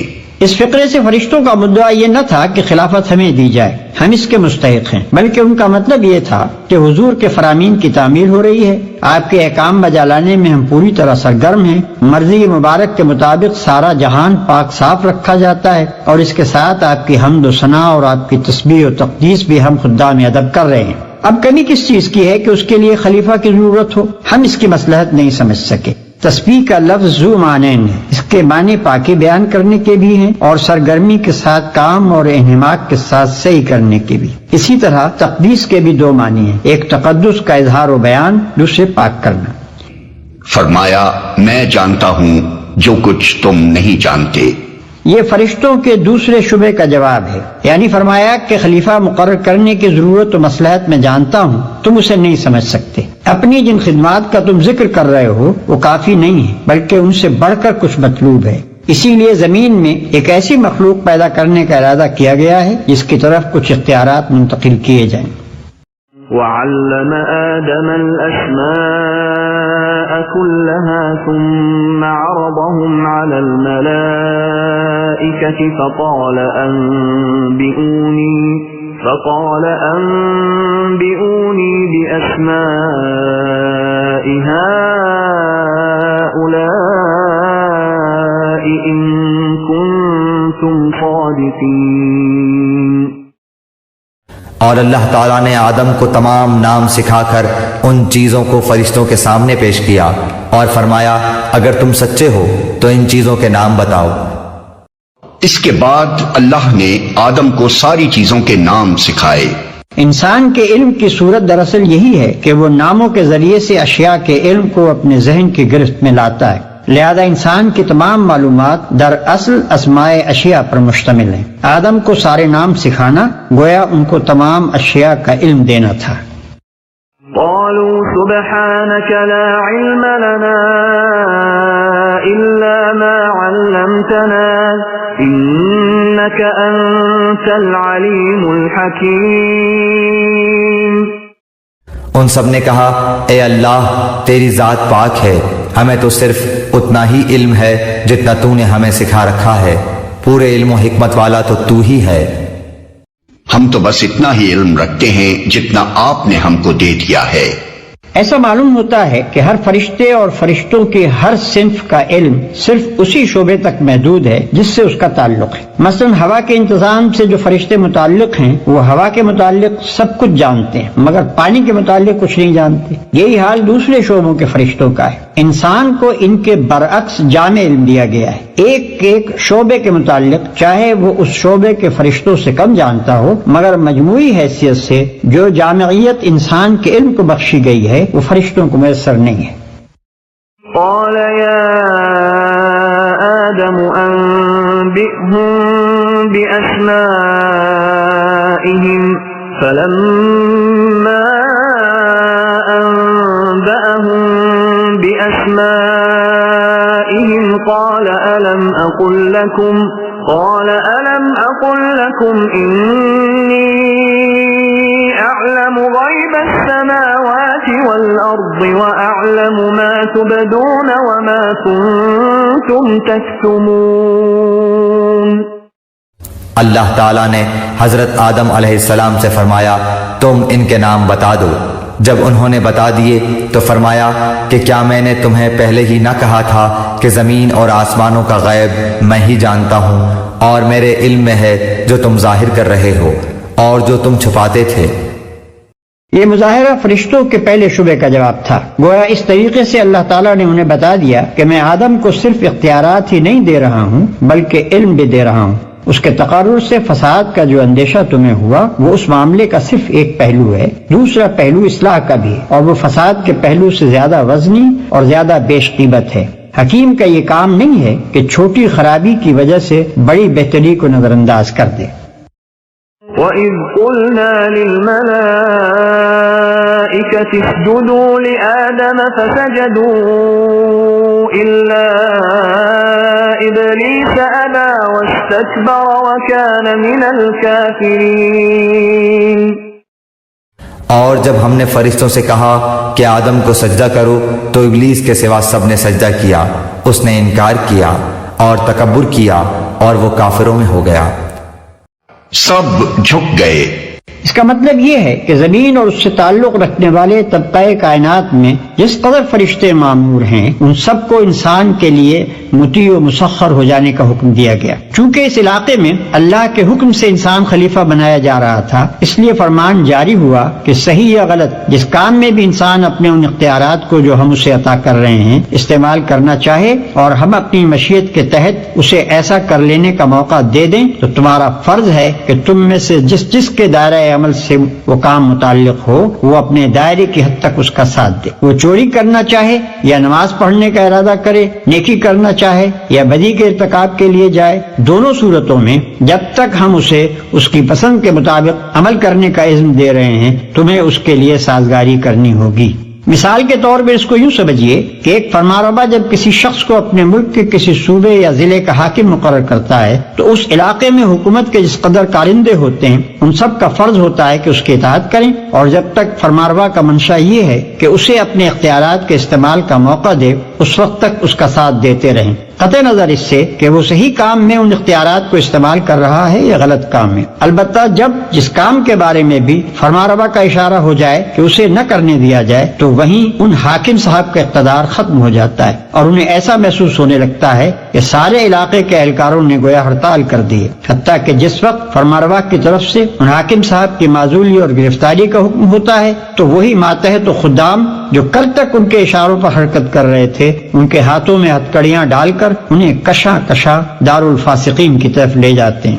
فرشتوں کو آدم کے لیے سرب سجود ہو جانے کا جو حکم دیا گیا تھا اس کی نوعیت کچھ اسی قسم کی تھی۔ ممکن ہے کہ صرف مسخر ہو جانے ہی کو سجدے سے تعبیر کیا گیا ہو، مگر یہ بھی ممکن ہے کہ اس انقیاد کی علامت کے طور پر کسی ظاہری فعل کا بھی حکم دیا گیا ہو، اور یہی زیادہ صحیح معلوم ہوتا ہے۔ مگر ابلیس نے انکار کیا۔ ابلیس کا لفظی ترجمہ انتہائی مایوس، اصطلاحاً یہ اس جن کا نام ہے جس نے اللہ کے حکم کی نافرمانی کر کے آدم اور بنی آدم کے لیے مطیع و مسخر ہونے سے انکار کر دیا، اور اللہ سے قیامت تک کے لیے مہلت مانگی کہ اسے نسل انسانی کو بہکانے اور گمراہیوں کی طرف ترغیب دینے کا موقع دیا جائے۔ کسی کو الشیطان بھی کہا جاتا ہے۔ در حقیقت شیطان اور ابلیس بھی محض کسی مجرد قوت کا نام نہیں ہے، بلکہ وہ بھی انسان کی طرح ایک صاحب تشخص ہستی ہے۔ نیز کسی کو یہ غلط فہمی بھی نہ ہونی چاہیے کہ یہ فرشتوں میں سے تھا۔ آگے چل کر قرآن نے خود تصریح کر دی ہے کہ وہ جنوں میں سے تھا جو فرشتوں سے الگ مخلوقات کی ایک مستقل صنف ہے، اور نافرمانوں میں شامل ہو گیا۔ ان الفاظ سے ایسا معلوم ہوتا ہے کہ غالباً ابلیس سجدے سے انکار کرنے میں اکیلا نہ تھا، بلکہ جنوں کی ایک جماعت نافرمانی پر آمادہ ہو گئی تھی، اور ابلیس کا نام صرف اس لیے لیا گیا ہے کہ وہ ان کا سردار اور اس بغاوت میں پیش تھا۔ لیکن اس آیت کا دوسرا ترجمہ یہ بھی ہو سکتا ہے کہ وہ کافروں میں سے تھا۔ اس صورت میں مطلب یہ ہوگا کہ جنوں کی ایک جماعت پہلے سے ایسی موجود تھی جو سرکش و نافرمان تھی، اور ابلیس کا تعلق اسی جماعت سے تھا۔ قرآن میں بالعموم شیاطین کا لفظ انہی جنوں اور ان کی ذریت نسل کے لیے استعمال ہوا ہے، اور جہاں شیاطین سے انسان مراد لینے کے لیے کوئی قرینہ نہ ہو وہاں یہی شیاطین جن مراد ہوتے ہیں۔ وَقُلْنَا يَا آدَمُ اسْكُنْ أَنْتَ وَزَوْجُكَ الْجَنَّةَ وَكُلَا مِنْهَا رَغَدًا حَيْثُ شِئْتُمَا ولا تقربا هذه الشجرة فتكونا من الظالمين۔ اور ہم نے کہہ دیا کہ اے آدم تم اور تمہاری بیوی جنت میں رہو، اور جہاں کہیں سے چاہو با فراغت کھاؤ پیو، لیکن اس درخت کے قریب بھی نہ جانا ورنہ ظالم ہو جاؤ گے۔ اس درخت کا رخ نہ کرنا۔ اس سے معلوم ہوتا ہے کہ زمین یعنی اپنی جائے تقرر پر خلیفہ کی حیثیت سے بھیجے جانے سے پہلے ان دونوں کو امتحان کی غرض سے جنت میں رکھا گیا تھا، تاکہ ان کے رجحانات کی آزمائش ہو جائے۔ اس آزمائش کے لیے ایک درخت کو چن لیا گیا اور حکم دیا گیا کہ اس کے قریب نہ پھٹکنا، اور اس کا انجام بھی بتا دیا گیا کہ ایسا کرو گے تو ہماری نگاہ میں ظالم قرار پاؤ گے۔ یہ بحث غیر ضروری ہے کہ وہ درخت کون سا تھا اور اس میں کیا خاص بات تھی کہ اس سے منع کیا گیا۔ منع کرنے کی وجہ یہ نہ تھی کہ اس درخت کی خاصیت میں کوئی خرابی تھی اور اس سے آدم و حوا کو نقصان پہنچنے کا خطرہ تھا، اصل غرض اس بات کی آزمائش تھی کہ یہ شیطان کی ترغیبات کے مقابلے میں کس حد تک حکم کی پیروی پر قائم رہتے ہیں۔ اس مقصد کے لیے کسی ایک چیز کا منتخب کر لینا کافی تھا، اسی لیے اللہ نے درخت کے نام اور اس کی خاصیت کا کوئی ذکر نہیں فرمایا۔ اس امتحان کے لیے جنت ہی کا مقام سب سے زیادہ موزوں تھا۔ دراصل اسے امتحان گاہ بنانے کا مقصود یہ حقیقت انسان کے ذہن نشین کرنا تھا کہ تمہارے لیے تمہارے مرتبہ انسانیت کے لحاظ سے جنت ہی لائق و مناسب مقام ہے۔ لیکن شیطانی ترغیبات کے مقابلے میں اگر تم اللہ کی فرمانبرداری کے راستے سے منحرف ہو جاؤ گے تو جس طرح ابتدا میں اس سے محروم کیے گئے تھے اسی طرح آخر میں بھی محروم ہی رہو گے۔ اپنے اس مقام لائق کی، اپنے اس فردوس سے گم گشتہ کی بازیاب تم صرف اسی طرح کر سکتے ہو کہ اپنے اس دشمن کا کامیابی سے مقابلہ کرو جو تمہیں فرمانبرداری کے راستے سے ہٹانے کی کوشش کرتا ہے، ورنہ ظالموں میں شمار ہوگے۔ ظالم کا لفظ نہایت معنی خیز ہے۔ ظلم در اصل حق تلفی کو کہتے ہیں۔ ظالم وہ ہے جو کسی کا حق تلف کرے۔ جو شخص خدا کی نافرمانی کرتا ہے وہ در حقیقت 3 بڑے بنیادی حقوق تلف کرتا ہے۔ اولاً خدا کا حق، کیونکہ وہ اس کا مستحق ہے کہ اس کی فرما برداری کی جائے۔ ثانیاً ان تمام چیزوں کے حقوق جن کو اس نے اس نافرمانی کے ارتکاب میں استعمال کیا، اس کے اعضائے جسمانی، اس کے قوائے نفس، اس کے ہم معاشرت انسان، وہ فرشتے جو اس کے ارادے کی تکمیل کا انتظام کرتے ہیں، اور وہ اشیاء جو اس کام میں استعمال ہوتی ہیں۔ ان سب کا اس پر یہ حق تھا کہ وہ صرف ان کے مالک ہی کی مرضی کے مطابق ان پر اپنے اختیارات استعمال کرے، مگر جب اس کی مرضی کے خلاف اس نے ان پر اختیارات استعمال کیے تو در حقیقت ان پر ظلم کیا۔ ثالثاً خود اپنا حق، کیونکہ اس پر اس کی ذات کا یہ حق ہے کہ وہ اسے تباہی سے بچائے، مگر نافرمانی کر کے جب وہ اپنے آپ کو اللہ کی سزا کا مستحق بناتا ہے تو دراصل اپنی ذات پر ظلم کرتا ہے۔ انہی وجوہ سے قرآن میں جگہ جگہ گناہ کے لیے ظلم اور گناہگار کے لیے ظالم کی اصطلاح استعمال کی گئی ہے۔ فأزلهما الشيطان عنها فأخرجهما مما كانا فيه وقلنا اهبطوا بعضكم لبعض عدو ولكم في الأرض مستقر ومتاع إلى حين۔ لیکن شیطان نے ان کو بہکا کر وہاں سے نکلوا ہی دیا، اور ہم نے کہہ دیا کہ اتر جاؤ، تم ایک دوسرے کے دشمن ہو، اور ایک وقت مقرر تک تمہارے لیے زمین میں ٹھہرنا اور فائدہ اٹھانا ہے۔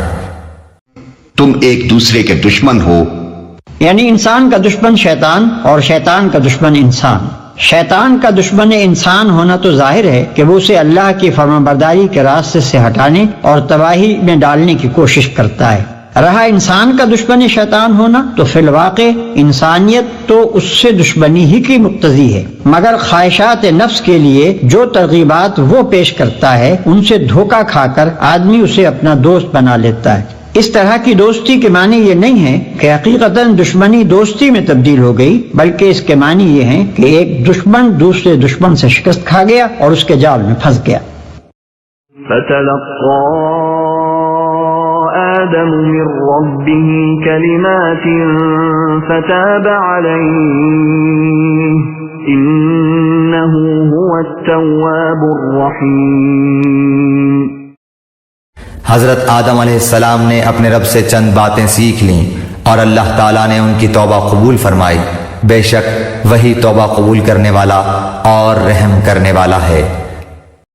اس وقت آدم نے اپنے رب سے چند کلمات سیکھ کر توبہ کی۔ یعنی آدم کو جب اپنے قصور کا احساس ہوا اور انہوں نے نافرمانی سے پھر فرما برداری کی طرف رجوع کرنا چاہا اور ان کے دل میں یہ خواہش پیدا ہوئی کہ اپنے رب سے اپنی خطا معاف کرائیں، تو انہیں وہ الفاظ نہ ملتے تھے جن کے ساتھ وہ خطا بخشی کے لیے دعا کر سکتے۔ اللہ نے ان کے حال پر رحم فرما کر وہ الفاظ بتا دیے۔ توبہ کے اصل معنی رجوع کرنے اور پلٹنے کے ہیں۔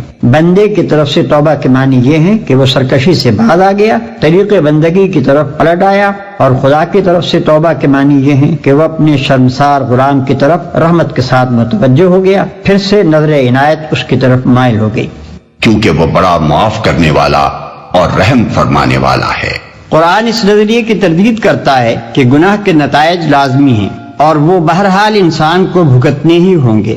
یہ انسان کے اپنے خود ساختہ گمراہ کن نظریات میں سے ایک بڑا گمراہ کن نظریہ ہے، کیونکہ جو شخص ایک مرتبہ گناہ گارانہ زندگی میں مبتلا ہو گیا اس کو یہ نظریہ ہمیشہ کے لیے مایوس کر دیتا ہے، اور اگر اپنی غلطی پر متنبہ ہونے کے بعد وہ سابق کی تلافی اور آئندہ کے لیے اصلاح کرنا چاہے تو یہ اس سے کہتا ہے کہ تیرے بچنے کی اب کوئی امید نہیں، جو کچھ تو کر چکا ہے اس کے نتائج بہرحال تیری جان کے لاگو ہی رہیں گے۔ قرآن اس کے برعکس یہ بتاتا ہے کہ بھلائی کی جزا اور برائی کی سزا دینا بالکل اللہ کے اختیار میں ہے۔ تمہیں جس بھلائی پر انعام ملتا ہے وہ تمہاری بھلائی کا طبیعی نتیجہ نہیں ہے، بلکہ اللہ کا فضل ہے، چاہے عنایت فرمائے چاہے نہ فرمائے۔ اسی طرح جس برائی پر تمہیں سزا ملتی ہے وہ بھی برائی کا طبیعی نتیجہ نہیں ہے کہ لازماً مترتب ہو کر ہی رہے، بلکہ اللہ پورا اختیار رکھتا ہے کہ چاہے معاف کر دے اور چاہے سزا دے دے۔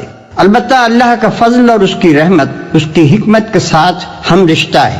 وہ چونکہ حکیم ہے اس لیے اپنے اختیارات کو اندھا دھند استعمال نہیں کرتا۔ جب کسی بھلائی پر انعام دیتا ہے تو یہ دیکھ کر ایسا کرتا ہے کہ بندے نے سچی نیت کے ساتھ اس کی رضا کے لیے بھلائی کی تھی، اور جس بھلائی کو رد کر دیتا ہے اسے اس بنا پر رد کرتا ہے کہ اس کی ظاہری شکل بھلے کام کی سی تھی مگر اندر اپنے رب کی رضا جوئی کا خالص جذبہ نہ تھا۔ اسی طرح وہ سزا اس قصور پر دیتا ہے جو باغیانہ جسارت کے ساتھ کیا جائے اور جس کے پیچھے شرمساری کے بجائے مزید ارتکاب جرم کی خواہش موجود ہو، اور اپنی رحمت سے معافی اس قصور پر دیتا ہے جس کے بعد بندہ اپنے کیے پر شرمندہ اور آئندہ کے لیے اپنی اصلاح پر آمادہ ہو۔ بڑے سے بڑے مجرم، کٹے سے کٹے کافر کے لیے بھی خدا کے ہاں مایوسی و ناامیدی کا کوئی موقع نہیں، بشرطے کہ وہ اپنی غلطی کا معترف، اپنی نافرمانی پر نادم اور بغاوت کی روش چھوڑ کر اطاعت کی روش اختیار کرنے کے لیے تیار ہو۔ قُلْنَا اهْبِطُوا مِنْهَا جَمِيعًا فَإِمَّا يَأْتِيَنَّكُمْ مِنِّي هُدًى فَمَنْ تَبِعَ هُدَايَ فَلَا خَوْفٌ عَلَيْهِمْ وَلَا هُمْ يَحْزَنُونَ۔ ہم نے کہا تم سب یہاں سے چلے جاؤ، جب کبھی تمہارے پاس میری ہدایت پہنچے تو اس کی تابعداری کرنے والوں پر کوئی خوف و غم نہیں۔ ہم نے کہا کہ تم سب یہاں سے اتر جاؤ۔ اس فقرے کا دوبارہ اعادہ معنی خیز ہے۔ اوپر کے فقرے میں یہ بتایا گیا ہے کہ آدم نے توبہ کی اور اللہ نے قبول کر لی۔ اس کے معنی یہ ہوئے کہ آدم اپنی نافرمانی پر عذاب کے مستحق نہ رہے، گنہگاری کا جو داغ ان کے دامن پر لگ گیا تھا وہ دھو ڈالا گیا، نہ یہ داغ ان کے دامن پر رہا نہ ان کی نسل کے دامن پر، اور نہ اس کی ضرورت پیش آئی کہ معاذ اللہ خدا کو اپنا اکلوتا بھیج کر نوع انسانی کا کفارہ ادا کرنے کے لیے سولی پر چڑھوانا پڑتا۔ برعکس اس کے اللہ نے آدم علیہ السلام کی توبہ ہی قبول کرنے پر اکتفا نہ فرمایا بلکہ اس کے بعد انہیں نبوت سے بھی سرفراز کیا تاکہ وہ اپنی نسل کو سیدھا راستہ بتا کر جائیں۔ اب جو جنت سے نکلنے کا حکم پھر دہرایا گیا تو اس سے یہ بتانا مقصود ہے کہ قبول توبہ کا یہ مقتضا نہ تھا کہ آدم کو جنت ہی میں رہنے دیا جاتا اور زمین پر نہ اتارا جاتا۔ زمین ان کے لیے دارالعذاب نہ تھی، وہ یہاں سزا کے طور پر نہیں اتارے گئے بلکہ انہیں زمین کی خلافت ہی کے لیے پیدا کیا گیا تھا۔ جنت ان کی اصلی جائے قیام نہ تھی، وہاں سے نکلنے کا حکم ان کے لیے سزا کی حیثیت نہ رکھتا تھا، اصل تجویز تو ان کو زمین ہی پر اتارنے کی تھی۔ البتہ اس سے پہلے ان کو اس امتحان کی غرض سے جنت میں رکھا گیا تھا جس کا ذکر اوپر حاشیہ نمبر 48 میں کیا جا چکا ہے۔ والذین کفروا وکذبوا بآیاتنا اولئک اصحاب النار هم فیها خالدون۔ اور جو انکار کر کے ہماری آیتوں کو جھٹلائیں وہ جہنمی ہیں اور ہمیشہ اسی میں رہیں گے۔ اور ہماری آیات کو جھٹلائیں گے۔ آیات جمع ہے آیت کی۔ آیت کے اصلی معنی اس نشانی یا علامت کے ہیں جو کسی چیز کی طرف رہنمائی کرے۔ قرآن میں یہ لفظ 4 مختلف معنوں میں آیا ہے۔ کہیں اس سے مراد محض علامت یا نشانی ہی ہے، کہیں آثار کائنات کو اللہ کی آیات کہا گیا ہے کیونکہ مظاہر قدرت میں سے ہر چیز اس حقیقت کی طرف اشارہ کر رہی ہے جو اس ظاہری پردے کے پیچھے مستور ہے۔ کہیں ان معجزات کو آیات کہا گیا ہے جو انبیاء علیہ السلام لے کر آتے تھے، کیونکہ یہ معجزے دراصل اس بات کی علامت ہوتے تھے کہ یہ لوگ فرمانروائے کائنات کے نمائندے ہیں۔ کہیں کتاب اللہ کے فقروں کو آیات کہا گیا ہے کیونکہ وہ نہ صرف حق اور صداقت کی طرف رہنمائی کرتے ہیں بلکہ فی الحقیقت اللہ کی طرف سے جو کتاب بھی آتی ہے اس کے محض مضامین ہی میں نہیں، اس کے الفاظ اور انداز بیان اور طرز عبارت تک میں اس کے جلیل القدر مصنف کی شخصیت کے آثار نمایاں طور پر محسوس ہوتے ہیں۔ ہر جگہ عبارت کے سیاق و سباق سے بآسانی معلوم ہو جاتا ہے کہ کہاں آیت کا لفظ کس معنی میں آیا ہے۔ وہ آگ میں جانے والے لوگ ہیں جہاں وہ ہمیشہ رہیں گے۔ یہ نسل انسانی کے حق میں ابتدائے آفرینش سے قیامت تک کے لیے اللہ کا مستقل فرمان ہے، اور اسی کو تیسرے رکوع میں اللہ کے عہد سے تعبیر کیا گیا ہے۔ انسان کا کام خود راستہ تجویز کرنا نہیں ہے بلکہ بندہ اور خلیفہ ہونے کی دوگنا حیثیتوں کے لحاظ سے وہ اس پر مامور ہے کہ اس راستے کی پیروی کرے جو اس کا رب اس کے لیے تجویز کرے۔ اور اس راستے کے معلوم ہونے کی 2 ہی صورتیں ہیں، یا تو کسی انسان کے پاس براہ راست اللہ کی طرف سے وحی آئے یا پھر وہ اس انسان کا اتباع کرے جس کے پاس وحی آئی ہو۔ کوئی تیسری صورت یہ معلوم ہونے کی نہیں ہے کہ رب کی رضا کس راہ میں ہے۔ ان 2 صورتوں کے ماں سوا ہر صورت غلط ہے، بلکہ غلط ہی نہیں سراسر بغاوت بھی ہے جس کی سزا جہنم کے سوا اور کچھ نہیں۔ قرآن مجید میں آدم کی پیدائش اور نوع انسانی کی ابتدا کا یہ قصہ 7 مقامات پر آیا ہے، جن میں سے پہلا مقام یہ ہے اور باقی مقامات حسب ذیل ہیں۔ الاعراف رکوع 2، الحجر رکوع 3، بنی اسرائیل رکوع 7، الکہف رکوع 7، طٰہٰ رکوع 7، صاد رکوع 5۔ بائبل کی کتاب پیدائش باب اول، دوم و سوم میں بھی یہ قصہ بیان ہوا ہے، لیکن دونوں کا مقابلہ کرنے سے ہر صاحب نظر انسان محسوس کر سکتا ہے کہ دونوں کتابوں میں کیا فرق ہے۔ یا بنی اسرائیل اذکروا نعمتی التي انعمت علیکم وأوفوا بعهدي أوف بعهدكم وإياي فارهبون۔ اے بنی اسرائیل، میری اس نعمت کو یاد کرو جو میں نے تم پر انعام کی، اور میرے عہد کو پورا کرو، میں تمہارے عہد کو پورا کروں گا، اور مجھ ہی سے ڈرو۔ اے بنی اسرائیل، اسرائیل کے معنی ہیں عبداللہ یا بندہ خدا۔ یہ حضرت یعقوب کا لقب تھا جو ان کو اللہ تعالیٰ کی طرف سے عطا ہوا تھا۔ وہ حضرت اسحاق علیہ السلام کے بیٹے اور حضرت ابراہیم علیہ السلام کے پوتے تھے، انہی کی نسل کو بنی اسرائیل کہتے ہیں۔ پچھلے 4 رکوعوں میں تمہیدی تقریر تھی جس کا خطاب تمام انسانوں کی طرف عام تھا۔ اب یہاں سے 14ویں رکوع تک مسلسل ایک تقریر اس قوم کو خطاب کرتے ہوئے چلتی ہے جس میں کہیں کہیں عیسائیوں اور مشرکین عرب کی طرف بھی کلام کا رخ پھر گیا ہے، اور موقع موقع سے ان لوگوں کو بھی خطاب کیا گیا ہے جو حضرت محمد صلی اللہ علیہ وسلم کی دعوت پر ایمان لائے تھے۔ اس تقریر کو پڑھتے ہوئے حسب ذیل باتوں کو خاص طور پر پیش نظر رکھنا چاہیے۔ اولاً اس کا منشا یہ ہے کہ پچھلے پیغمبروں کی امت میں جو تھوڑے بہت لوگ ابھی ایسے باقی ہیں جن میں خیر و صلاح کا عنصر موجود ہے، انہیں اس صداقت پر ایمان لانے اور اس کام میں شریک ہونے کی دعوت دی جائے جس کے ساتھ محمد صلی اللہ علیہ وسلم اٹھائے گئے تھے۔ اس لیے ان کو بتایا جا رہا ہے کہ یہ قرآن اور یہ نبی وہی پیغام اور وہی کام لے کر آیا ہے جو اس سے پہلے تمہارے انبیاء اور تمہارے پاس آنے والے صحیفے لائے تھے۔ پہلے یہ چیز تم کو دی گئی تھی تاکہ تم آپ بھی اس پر چلو اور دنیا کو بھی اس کی طرف بلانے اور اس پر چلانے کی کوشش کرو، مگر تم دنیا کی رہنمائی تو کیا کرتے، خود بھی اس ہدایت پر قائم نہ رہے اور بگڑتے چلے گئے۔ تمہاری تاریخ اور تمہاری قوم کی موجودہ اخلاقی و دینی حالت خود تمہارے بگاڑ پر گواہ ہے۔ اب اللہ نے وہی چیز دے کر اپنے ایک بندے کو بھیجا ہے اور وہی خدمت اس کے سپرد کی ہے۔ یہ کوئی بیگانہ اور اجنبی چیز نہیں ہے، تمہاری اپنی چیز ہے، لہذا جانتے بوجھتے حق کی مخالفت نہ کرو بلکہ اسے قبول کر لو۔ جو کام تمہارے کرنے کا تھا مگر تم نے نہ کیا، اسے کرنے کے لیے جو دوسرے لوگ اٹھے ہیں ان کا ساتھ دو۔ ثانیاً اس کا منشا عام یہودیوں پر حجت تمام کرنا اور صاف صاف ان کی دینی و اخلاقی حالت کو کھول کر رکھ دینا ہے۔ ان پر ثابت کیا جا رہا ہے کہ یہ وہی دین ہے جو تمہارے انبیاء لے کر آئے تھے۔ اصول دین میں سے کوئی ایک چیز بھی ایسی نہیں ہے جس میں قرآن کی تعلیم تورات کی تعلیم سے مختلف ہو۔ ان پر ثابت کیا جا رہا ہے کہ جو ہدایت تمہیں دی گئی تھی اس کی پیروی کرنے میں اور جو رہنمائی کا منصب تمہیں دیا گیا تھا اس کا حق ادا کرنے میں تم بری طرح ناکام ہوئے ہو۔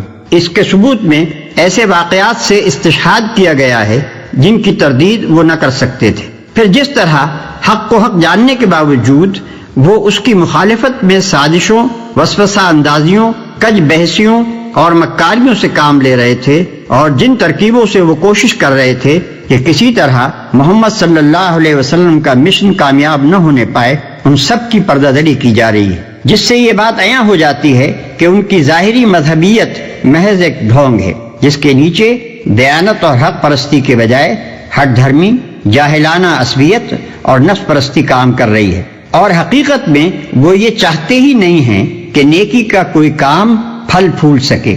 اس طرح اتمام حجت کرنے کا فائدہ یہ ہوا کہ ایک طرف خود اس قوم میں جو صالح عنصر تھا اس کی آنکھیں کھل گئیں، دوسری طرف مدینے کے عوام پر اور بالعموم مشرکین عرب پر ان لوگوں کا جو مذہبی و اخلاقی اثر تھا وہ ختم ہو گیا، اور تیسری طرف خود اپنے آپ کو بے نقاب دیکھ کر ان کی ہمتیں اتنی پست ہو گئیں کہ وہ اس جرأت کے ساتھ کبھی مقابلے میں کھڑے نہ ہو سکے جس کے ساتھ ایک وہ شخص کھڑا ہوتا ہے جسے اپنے حق پر ہونے کا یقین ہو۔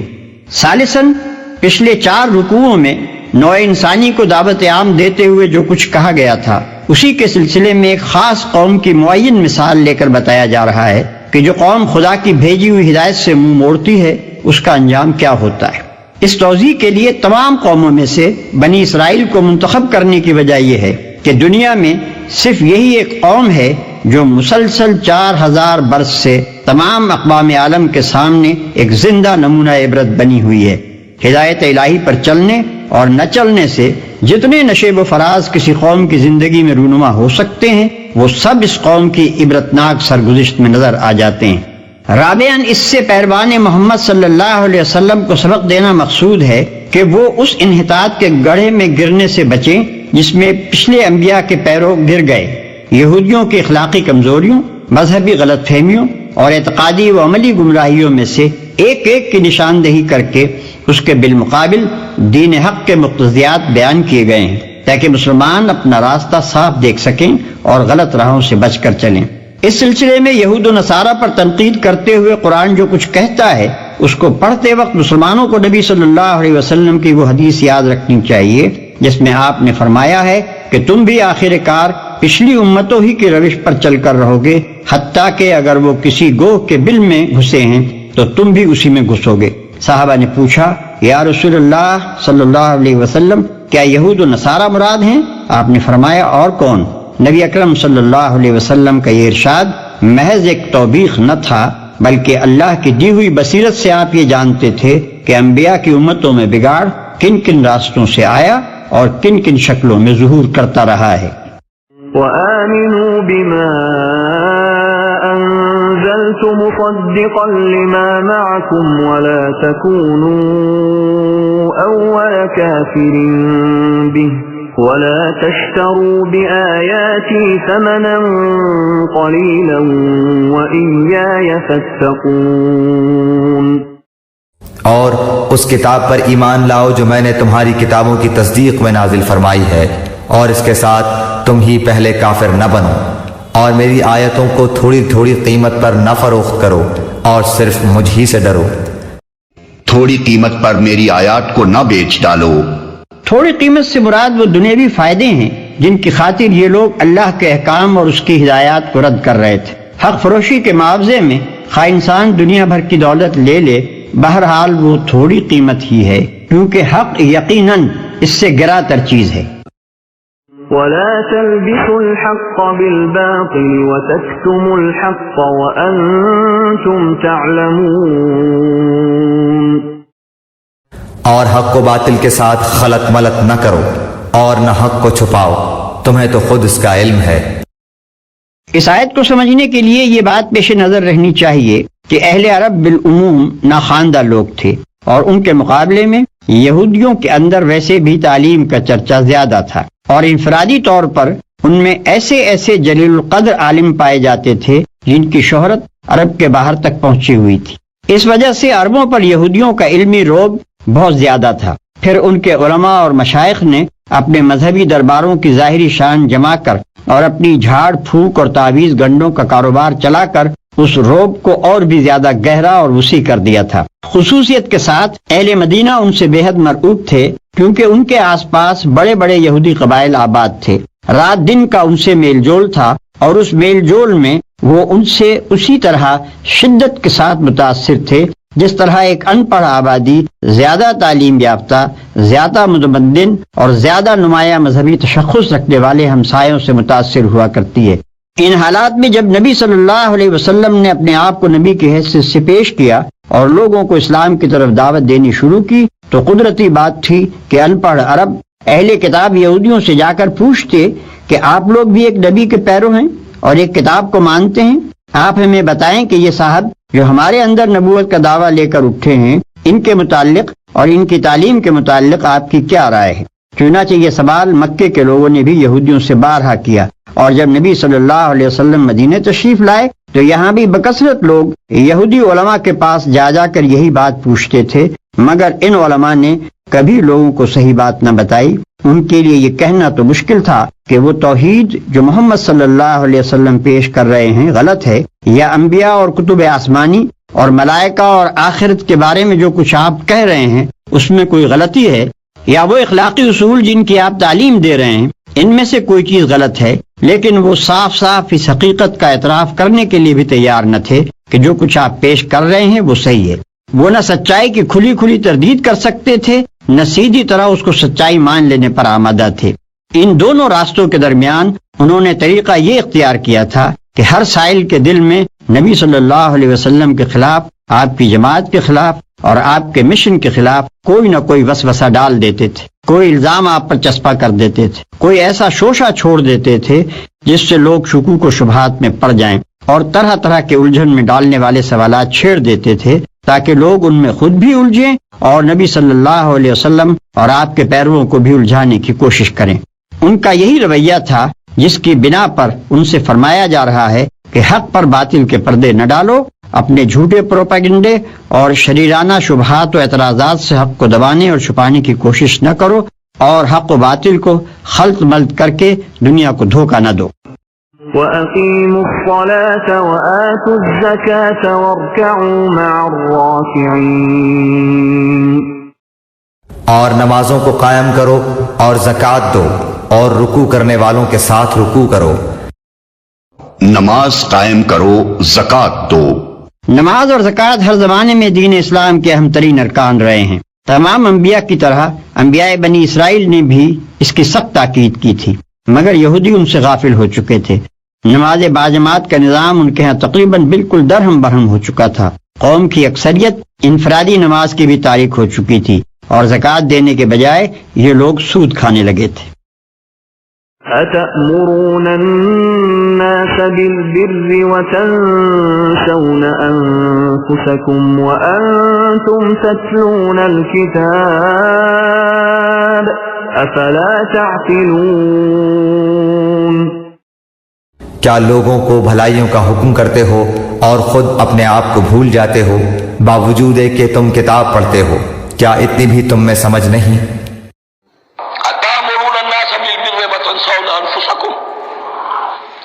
کیا تم لوگوں کو نیکی کا حکم دیتے ہو، تقویٰ کی، پارسائی کی تعلیم دیتے ہو؟ میں کہہ رہا ہوں کہ اصل میں مخاطب کون ہے؟ علماء یہود۔ اس آیت سے ثابت ہو گیا عالم ہمارا بھی جب بھی کھڑا ہوگا اونچے سے اونچا باز کہے گا، اعلیٰ سے اعلیٰ بات کہے گا۔ اکثر و بیشتر کا حال یہ ہے کہ ان کا اپنا کردار دیکھیے تو کوئی مناسبت ہی نہیں اس سے کہ جو بات کہہ رہا ہے، جو لوگوں کو دعوت دے رہا ہے اس پر خود عمل نہیں۔ تو یہی در حقیقت علماء یہود کا کردار بن چکا تھا۔ أَتَأْمُرُونَ النَّاسَ بِالْبِرِّ وَتَنْسَوْنَ أَنفُسَكُمْ، کیا تم لوگوں کو نیکی کا حکم دیتے ہو اور صرف اپنے آپ کو بھول جاتے ہو؟ وَأَنْتُمْ تَتْلُونَ الْكِتَابَ، اور یہ سب کچھ تم کر رہے ہو اس حال میں کہ کتاب پڑھتے بھی ہو، تورات پڑھتے ہو، صاحب تورات ہو۔ ہمارے بھی بہت سے علماء کا علماء سو جنہیں ہم کہتے ہیں حال یہ ہو چکا ہے، خود بدلتے نہیں قرآن کو بدل دیتے ہیں، ہوئے کس درجہ فقیہان حکم بے توفیق۔ جو صورتحال ہے صرف قرآن کا بطن بچا ہوا ہے، اس کے مفہوم میں، اس کی تفسیر میں، اس کے ترجمے میں تو تحریفیں موجود ہیں، بڑی بڑی تحریفیں موجود ہیں، متن بچا ہوا ہے، وہ اس لیے کہ اللہ تعالیٰ نے اس کی حفاظت کا ذمہ لیا ہے۔ واستعینوا بالصبر والصلاة وإنها لكبيرة إلا على الخاشعين، اور صبر اور نماز کے ساتھ مدد طلب کرو، یہ چیز شاق ہے مگر ڈر رکھنے والوں پر۔ صبر اور نماز سے مدد لو، یعنی اگر تمہیں نیکی کے راستے پر چلنے میں دشواری محسوس ہوتی ہے تو اس دشواری کا علاج صبر اور نماز ہے۔ ان دو چیزوں سے تمہیں وہ طاقت ملے گی جس سے یہ راہ آسان ہو جائے گی۔ صبر کے لغوی معنی روکنے اور باندھنے کے ہیں، اور اس سے مراد ارادے کی وہ مضبوطی، عزم کی وہ پختگی اور خواہشات نفس کا وہ انضباط ہے جس سے ایک شخص نفسانی ترغیبات اور بیرونی مشکلات کے مقابلے میں اپنے قلب و ضمیر کے پسند کیے ہوئے راستے پر لگاتار بڑھتا چلا جائے۔ ارشاد الہی کا مدعا یہ ہے کہ اس اخلاقی صفت کو اپنے اندر پرورش کرو اور اس کو باہر سے طاقت پہنچانے کے لیے نماز کی پابندی کرو۔ الذين يظنون أنهم ملاقو ربهم وأنهم إليه راجعون، جو جانتے ہیں کہ بے شک وہ اپنے رب سے ملاقات کرنے والے اور یقیناً وہ اسی کی طرف لوٹ کر جانے والے ہیں۔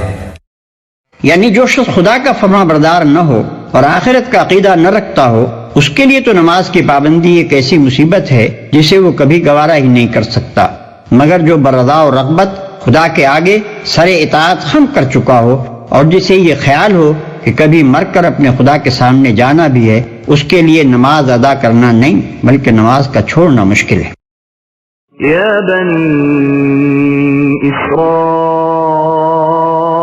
اذکروا نعمتی التي انعمت علیکم وانی فضلتکم علی العالمین۔ اے اولاد یعقوب، میری اس نعمت کو یاد کرو جو میں نے تم پر انعام کی اور میں نے تمہیں تمام جہانوں پر فضیلت دی۔ یہ اس دور کی طرف اشارہ ہے جبکہ تمام دنیا کی قوموں میں ایک بنی اسرائیل کی قوم ہی ایسی تھی جس کے پاس اللہ کا دیا ہوا علم حق تھا اور جسے اقوام عالم کا امام و رہنما بنا دیا گیا تھا تاکہ وہ بندگی رب کے راستے پر سب قوموں کو بلائے اور چلائے۔ واتقوا يوما لا تجزي نفس عن نفس شيئا ولا يقبل منها شفاعة ولا يؤخذ منها عدل ولا هم ينصرون۔ اس دن سے ڈرتے رہو جب کوئی کسی کو نفع نہ دے سکے گا اور نہ ہی اس کی بابت کوئی سفارش قبول ہوگی اور نہ کوئی بدلہ اس کے عوض لیا جائے گا اور نہ وہ مدد کیے جائیں گے۔ بنی اسرائیل کے بگاڑ کی ایک بہت بڑی وجہ یہ تھی کہ آخرت کے متعلق ان کے عقیدے میں خرابی آ گئی تھی۔ وہ اس قسم کے خیالات خام میں مبتلا ہو گئے تھے کہ ہم جلیل القدر انبیاء کی اولاد ہیں، بڑے بڑے اولیاء، صلحاء اور زہاد سے نسبت رکھتے ہیں، ہماری بخشش تو انہی بزرگوں کے صدقے میں ہو جائے گی، ان کا دامن گرفتہ ہو کر بھلا کوئی سزا کیسے پا سکتا ہے۔ انہی جھوٹے بھروسوں نے ان کو دین سے غافل اور گناہوں کے چکر میں مبتلا کر دیا تھا، اس لیے نعمت یاد دلانے کے ساتھ فوراً ہی ان کی ان غلط فہمیوں کو دور کیا گیا ہے۔ وَإِذْ نَجَّيْنَاكُمْ مِنْ آلِ فِرْعَوْنَ يَسُومُونَكُمْ سُوءَ الْعَذَابِ يُذَبِّحُونَ أَبْنَاءَكُمْ وَيَسْتَحْيُونَ نِسَاءَكُمْ وَفِي ذَلِكُمْ بَلَاءٌ مِّن رَّبِّكُمْ عَظِيمٌ۔ اور جب ہم نے تمہیں فرعونیوں سے نجات دی جو تمہیں بدترین عذاب دیتے تھے، جو تمہارے لڑکوں کو مار ڈالتے تھے اور تمہاری لڑکیوں کو چھوڑ دیتے تھے، اس نجات دینے میں تمہارے رب کی بڑی مہربانی تھی۔ یاد کرو، یہاں سے بعد کے کئی رکوعوں تک مسلسل جن واقعات کی طرف اشارے کیے گئے ہیں وہ سب بنی اسرائیل کی تاریخ کے مشہور ترین واقعات ہیں جنہیں اس قوم کا بچہ بچہ جانتا تھا۔ اسی لیے تفصیل بیان کرنے کے بجائے ایک ایک واقعے کی طرف مختصر اشارہ کیا گیا ہے۔ اس تاریخی بیان میں دراصل یہ دکھانا مقصود ہے کہ ایک طرف یہ اور یہ احسانات ہیں جو خدا نے تم پر کیے، اور دوسری طرف یہ اور یہ کرتوت ہیں جو ان احسانات کے جواب میں تم کرتے رہے۔ جب ہم نے تم کو فرعونیوں کی غلامی سے نجات بخشی۔ آل فرعون کا ترجمہ ہم نے اس لفظ سے کیا ہے، اس میں خاندان فرعونہ اور مصر کا حکمران طبقہ دونوں شامل ہیں۔ اور اس حالت میں تمہارے رب کی طرف سے تمہاری بڑی آزمائش تھی۔ آزمائش اس امر کی کہ اس بھٹی سے تم خالص سونا بن کر نکلتے ہو یا نری کھوٹ بن کر رہ جاتے ہو، اور آزمائش اس امر کی کہ اتنی بڑی مصیبت سے اس معجزانہ طریقے پر نجات پانے کے بعد بھی تم اللہ کے شکر گزار بندے بنتے ہو یا نہیں۔ وَإِذْ فَرَقْنَا بِكُمُ الْبَحْرَ فَأَنْجَيْنَاكُمْ وَأَغْرَقْنَا آلَ فِرْعَوْنَ وَأَنْتُمْ تَنْظُرُونَ۔ اور جب ہم نے تمہارے لیے دریا چیر پھاڑ دیا اور تمہیں اس سے پار کر دیا اور فرعونیوں کو تمہاری نظروں کے سامنے اس میں ڈبو دیا۔ وَإِذْ فَرَقْنَا بِكُمُ الْبَحْرَ، اور یاد کرو جب کہ ہم نے تمہارے لیے سمندر کو پھاڑ دیا یا دریا کو پھاڑ دیا۔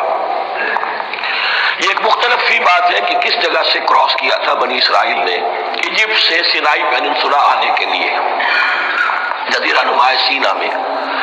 ایک رائے یہ کہ دریائے نیل کو کراس کر کے گئے ہیں، لیکن یہ بات غلط ہے۔ دریائے نیل تو مصر کے اندر ہے، وہ کبھی بھی مصر کی حد نہیں بنا۔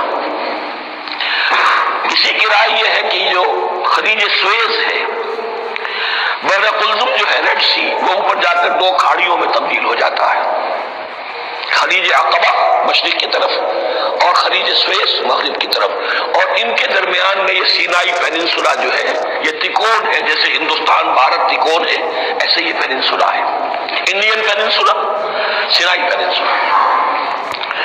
اور یہ سویز کینال تو بعد میں بنی ہے۔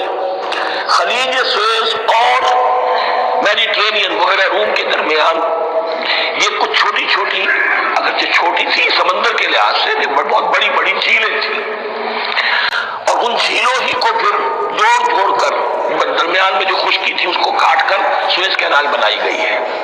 تو اب تو یہ مسلسل ایک رابطہ ہے، لیکن معلوم ہوتا ہے کہ یا تو خلیج سویز کو کراس کیا ہے حضرت موسیٰ علیہ السلام نے، اور یہی میری رائے زیادہ یہی ہے، اس لیے کہ کوہ طور جو ہے وہ اس پیننسولا کی ٹپ پر ہے، نیچے ہے یہاں، جہاں پر دن کا قیام رہا اور جہاں پھر حضرت موسیٰ کو 40 دن کے لیے کوہ طور پر بلا کر اور پھر انہیں تورات دی گئی ہے۔ تو معلوم ہوتا ہے کہ جو خلیج سویز ہے اسے کراس کیا ہے۔ کراس کس طرح کیا ہے کہ حضرت موسیٰ کی عصا کی ایک ضرب سے سمندر پھٹ گیا۔ فَكَانَ كُلُّ فِرْقٍ كَالطَّوْدِ الْعَظِيمِ، دونوں طرف چٹانوں کے مانند پہاڑ کی طرح جو ہے وہ سمندر کھڑا ہو گیا، اس کے راستے سے یہ نکل گئے۔ اور پھر جب فرعون اور اپنا لشکر لے کر جب آیا ہے اس نے سوچا ہم بھی نکل جائیں، وہ غرق ہو گئے، اس لیے کہ دونوں طرف کا پانی آپس میں مل گیا۔ یہ تھی کیفیت، اور معجزانہ کیفیت تھی، یہ کوئی فطرت کے یا نیچر کے اصول کے مطابق بات نہیں تھی، اور میں عرض کر چکا ہوں، آپ کو بتا چکا ہوں معجزہ کسے کہتے ہیں۔ وَإِذْ فَرَقْنَا بِكُمُ الْبَحْرَ فَأَنْجَيْنَاكُمْ، جب ہم نے تمہارے لیے یا تمہارے ساتھ سمندر کو پھاڑ دیا، تمہارے لیے، تمہارے گزرگاہ بنانے کے لیے، تو تمہیں تو نجات دے دی۔ وَأَغْرَقْنَا عَلَى فِرْعَوْنَ وَأَنْتُمْ تَنظُرُونَ، اور تمہاری نگاہوں کے سامنے فرعون کے لاؤ لشکر کو غرق کیا، تم دیکھ رہے تھے، یہ گزر چکے تھے اور ساحل پر کھڑے ہیں، ادھر سے یہ داخل ہوئے ہیں اور پانی دونوں طرف سے آ کر مل گیا اور یہ غرق ہو گئے۔ وَإِذْ وَاعَدْنَا مُوسَىٰ 40 لَيْلَةً ثُمَّ اتَّخَذْتُمُ الْعِجْلَ مِن بَعْدِهِ وَأَنْتُمْ ظَالِمُونَ، اور ہم نے حضرت موسیٰ علیہ السلام سے 40 راتوں کا وعدہ کیا، پھر تم نے اس کے بعد بچڑا پوجنا شروع کر دیا اور ظالم بن گئے۔ یاد کرو جب ہم نے موسیٰ کو 40 شبانہ روز کی قرارداد پر بلایا۔ مصر سے نجات پانے کے بعد جب بنی اسرائیل جزیرہ نما سینا میں پہنچ گئے تو حضرت موسیٰ کو اللہ تعالیٰ نے 40 شب و روز کے لیے کوہ طور پر طلب فرمایا، تاکہ وہاں اس قوم کے لیے جو اب آزاد ہو چکی تھی قوانین شریعت اور عملی زندگی کی ہدایات عطا کی جائیں۔ ملاحظہ ہو بائبل کتاب خروج باب 24 تا 31۔ تو اس کے پیچھے تم بچڑے کو اپنا معبود بنا بیٹھے۔ گائے اور بیل کی پرستش کا مرض بنی اسرائیل کی ہمسایہ اقوام میں ہر طرف پھیلا ہوا تھا۔ مصر اور کنعان میں اس کا عام رواج تھا۔ حضرت یوسف کے بعد بنی اسرائیل جب انحطاط میں مبتلا ہوئے اور رفتہ رفتہ قبطیوں کے غلام بن گئے تو انہوں نے من جملہ اور امراض کے ایک یہ مرض بھی اپنے حکمرانوں سے لے لیا تھا۔ بچڑے کی پرستش کا یہ واقعہ بائبل کتاب خروج باب 32 میں تفصیل کے ساتھ درج ہے۔ ثم عفونا عنكم من بعد ذلك لعلكم تشكرون، لیکن ہم نے باوجود اس کے پھر بھی تمہیں معاف کر دیا تاکہ تم شکر کرو۔ ثم عفونا عنكم من بعد ذلك، پھر ہم نے تمہیں اس کے بعد بھی معاف کیا، یہ ہمارا کرم رہا ہے، ہماری رحمت رہی۔ من بعد ذلك لعلكم تشكرون، تاکہ تم شکر کرو۔ وَإِذْ آتَيْنَا مُوسَى الْكِتَابَ وَالْفُرْقَانَ لَعَلَّكُمْ تَهْتَدُونَ، اور ہم نے حضرت موسیٰ علیہ السلام کو تمہاری ہدایت کے لیے کتاب اور معجزے عطا فرمائے۔ ہم نے موسیٰ کو کتاب اور فرقان عطا کی۔ فرقان وہ چیز جس کے ذریعے سے حق اور باطل کا فرق نمایاں ہو۔ اردو میں اس کے مفہوم سے قریب تر لفظ کسوٹی ہے۔ یہاں فرقان سے مراد دین کا وہ علم اور فہم ہے جس سے آدمی حق اور باطل میں تمیز کرتا ہے۔ وَإِذْ قَالَ مُوسَى لِقَوْمِهِ يَا قَوْمِ إِنَّكُمْ ظَلَمْتُمْ أَنفُسَكُمْ بِاتِّخَاذِكُمُ الْعِجْلَ فتوبوا إلى بارئكم فاقتلوا أنفسكم ذلكم خير لكم عند بارئكم فتاب عليكم إنه هو التواب الرحيم۔ جب حضرت موسیٰ علیہ السلام نے اپنی قوم سے کہا کہ اے میری قوم، بچڑے کو معبود بنا کر تم نے اپنی جانوں پر ظلم کیا ہے، اب تم اپنے پیدا کرنے والے کی طرف رجوع کرو، اپنے کو آپس میں قتل کرو، تمہاری بہتری اللہ تعالیٰ کے نزدیک اسی میں ہے، تو اس نے تمہاری توبہ قبول کی، وہ توبہ قبول کرنے والا اور رحم و کرم کرنے والا ہے۔ یعنی اپنے ان آدمیوں کو قتل کرو جنہوں نے گوسالے کو معبود بنایا اور اس کی پرستش کی۔ وَإِذْ قُلْتُمْ يَا مُوسَى لَن نُّؤْمِنَ لَكَ حَتَّى نَرَى اللَّهَ جَهْرَةً فَأَخَذَتْكُمُ الصَّاعِقَةُ وَأَنْتُمْ تَنظُرُونَ، اور تم اسے بھی یاد کرو، تم نے حضرت موسیٰ علیہ السلام سے کہا تھا کہ جب تک ہم اپنے رب کو سامنے نہ دیکھ لیں ہرگز ایمان نہ لائیں گے، جس گستاخی کی سزا میں تم پر تمہارے دیکھتے ہوئے بجلی گری۔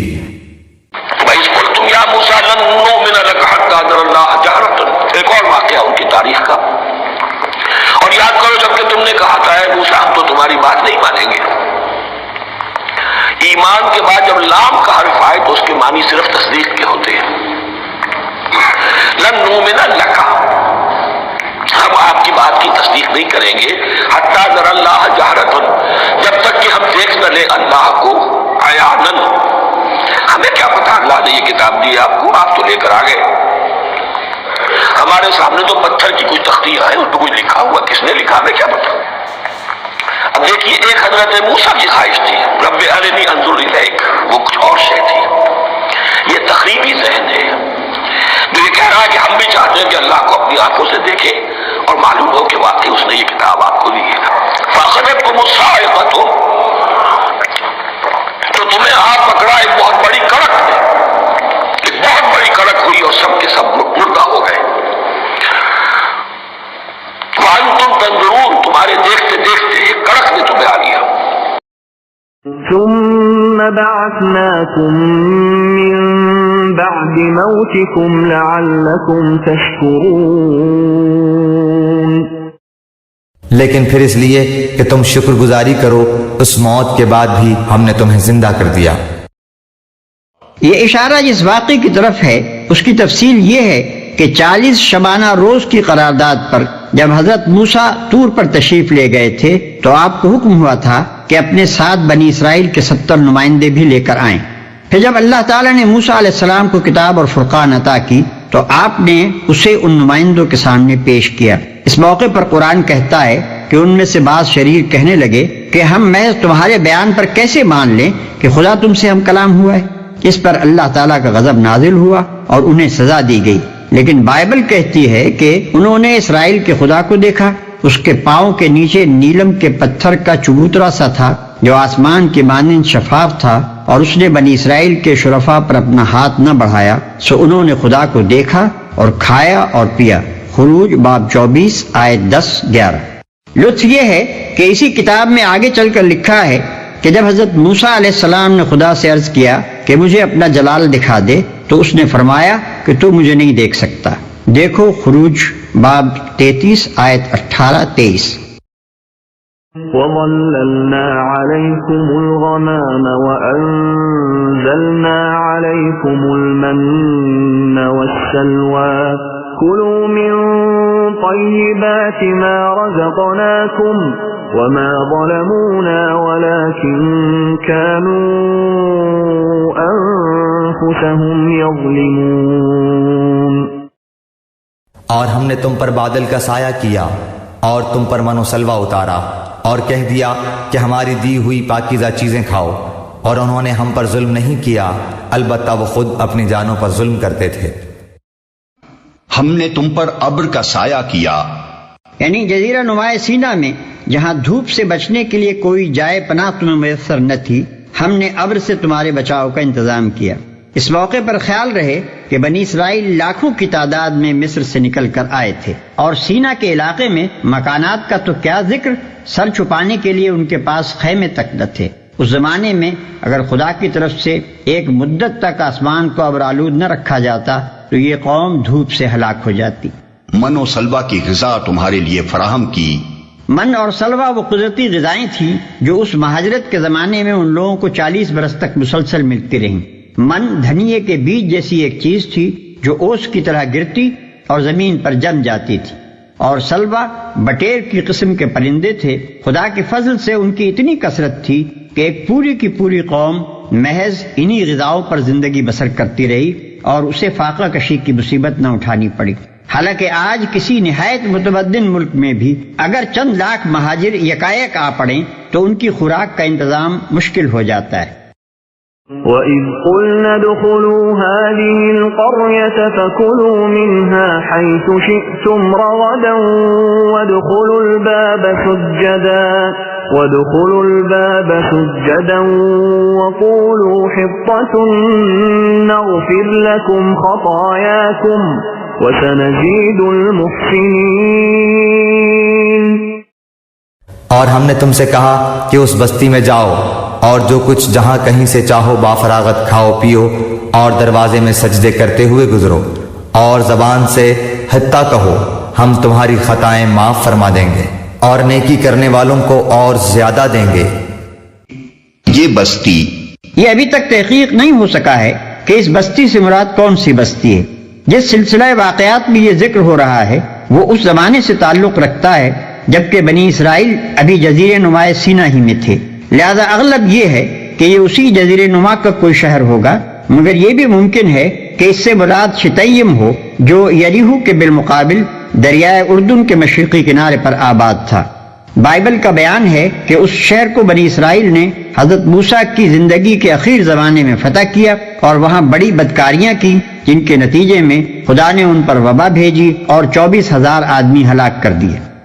حتتن یعنی حکم یہ تھا کہ جابر و ظالم فاتحوں کی طرح اکڑتے ہوئے نہ گھسنا، بلکہ خدا ترسوں کی طرح منکسرانہ شان سے داخل ہونا، جیسے محمد صلی اللہ علیہ وسلم فتح مکہ کے موقع پر مکہ میں داخل ہوئے۔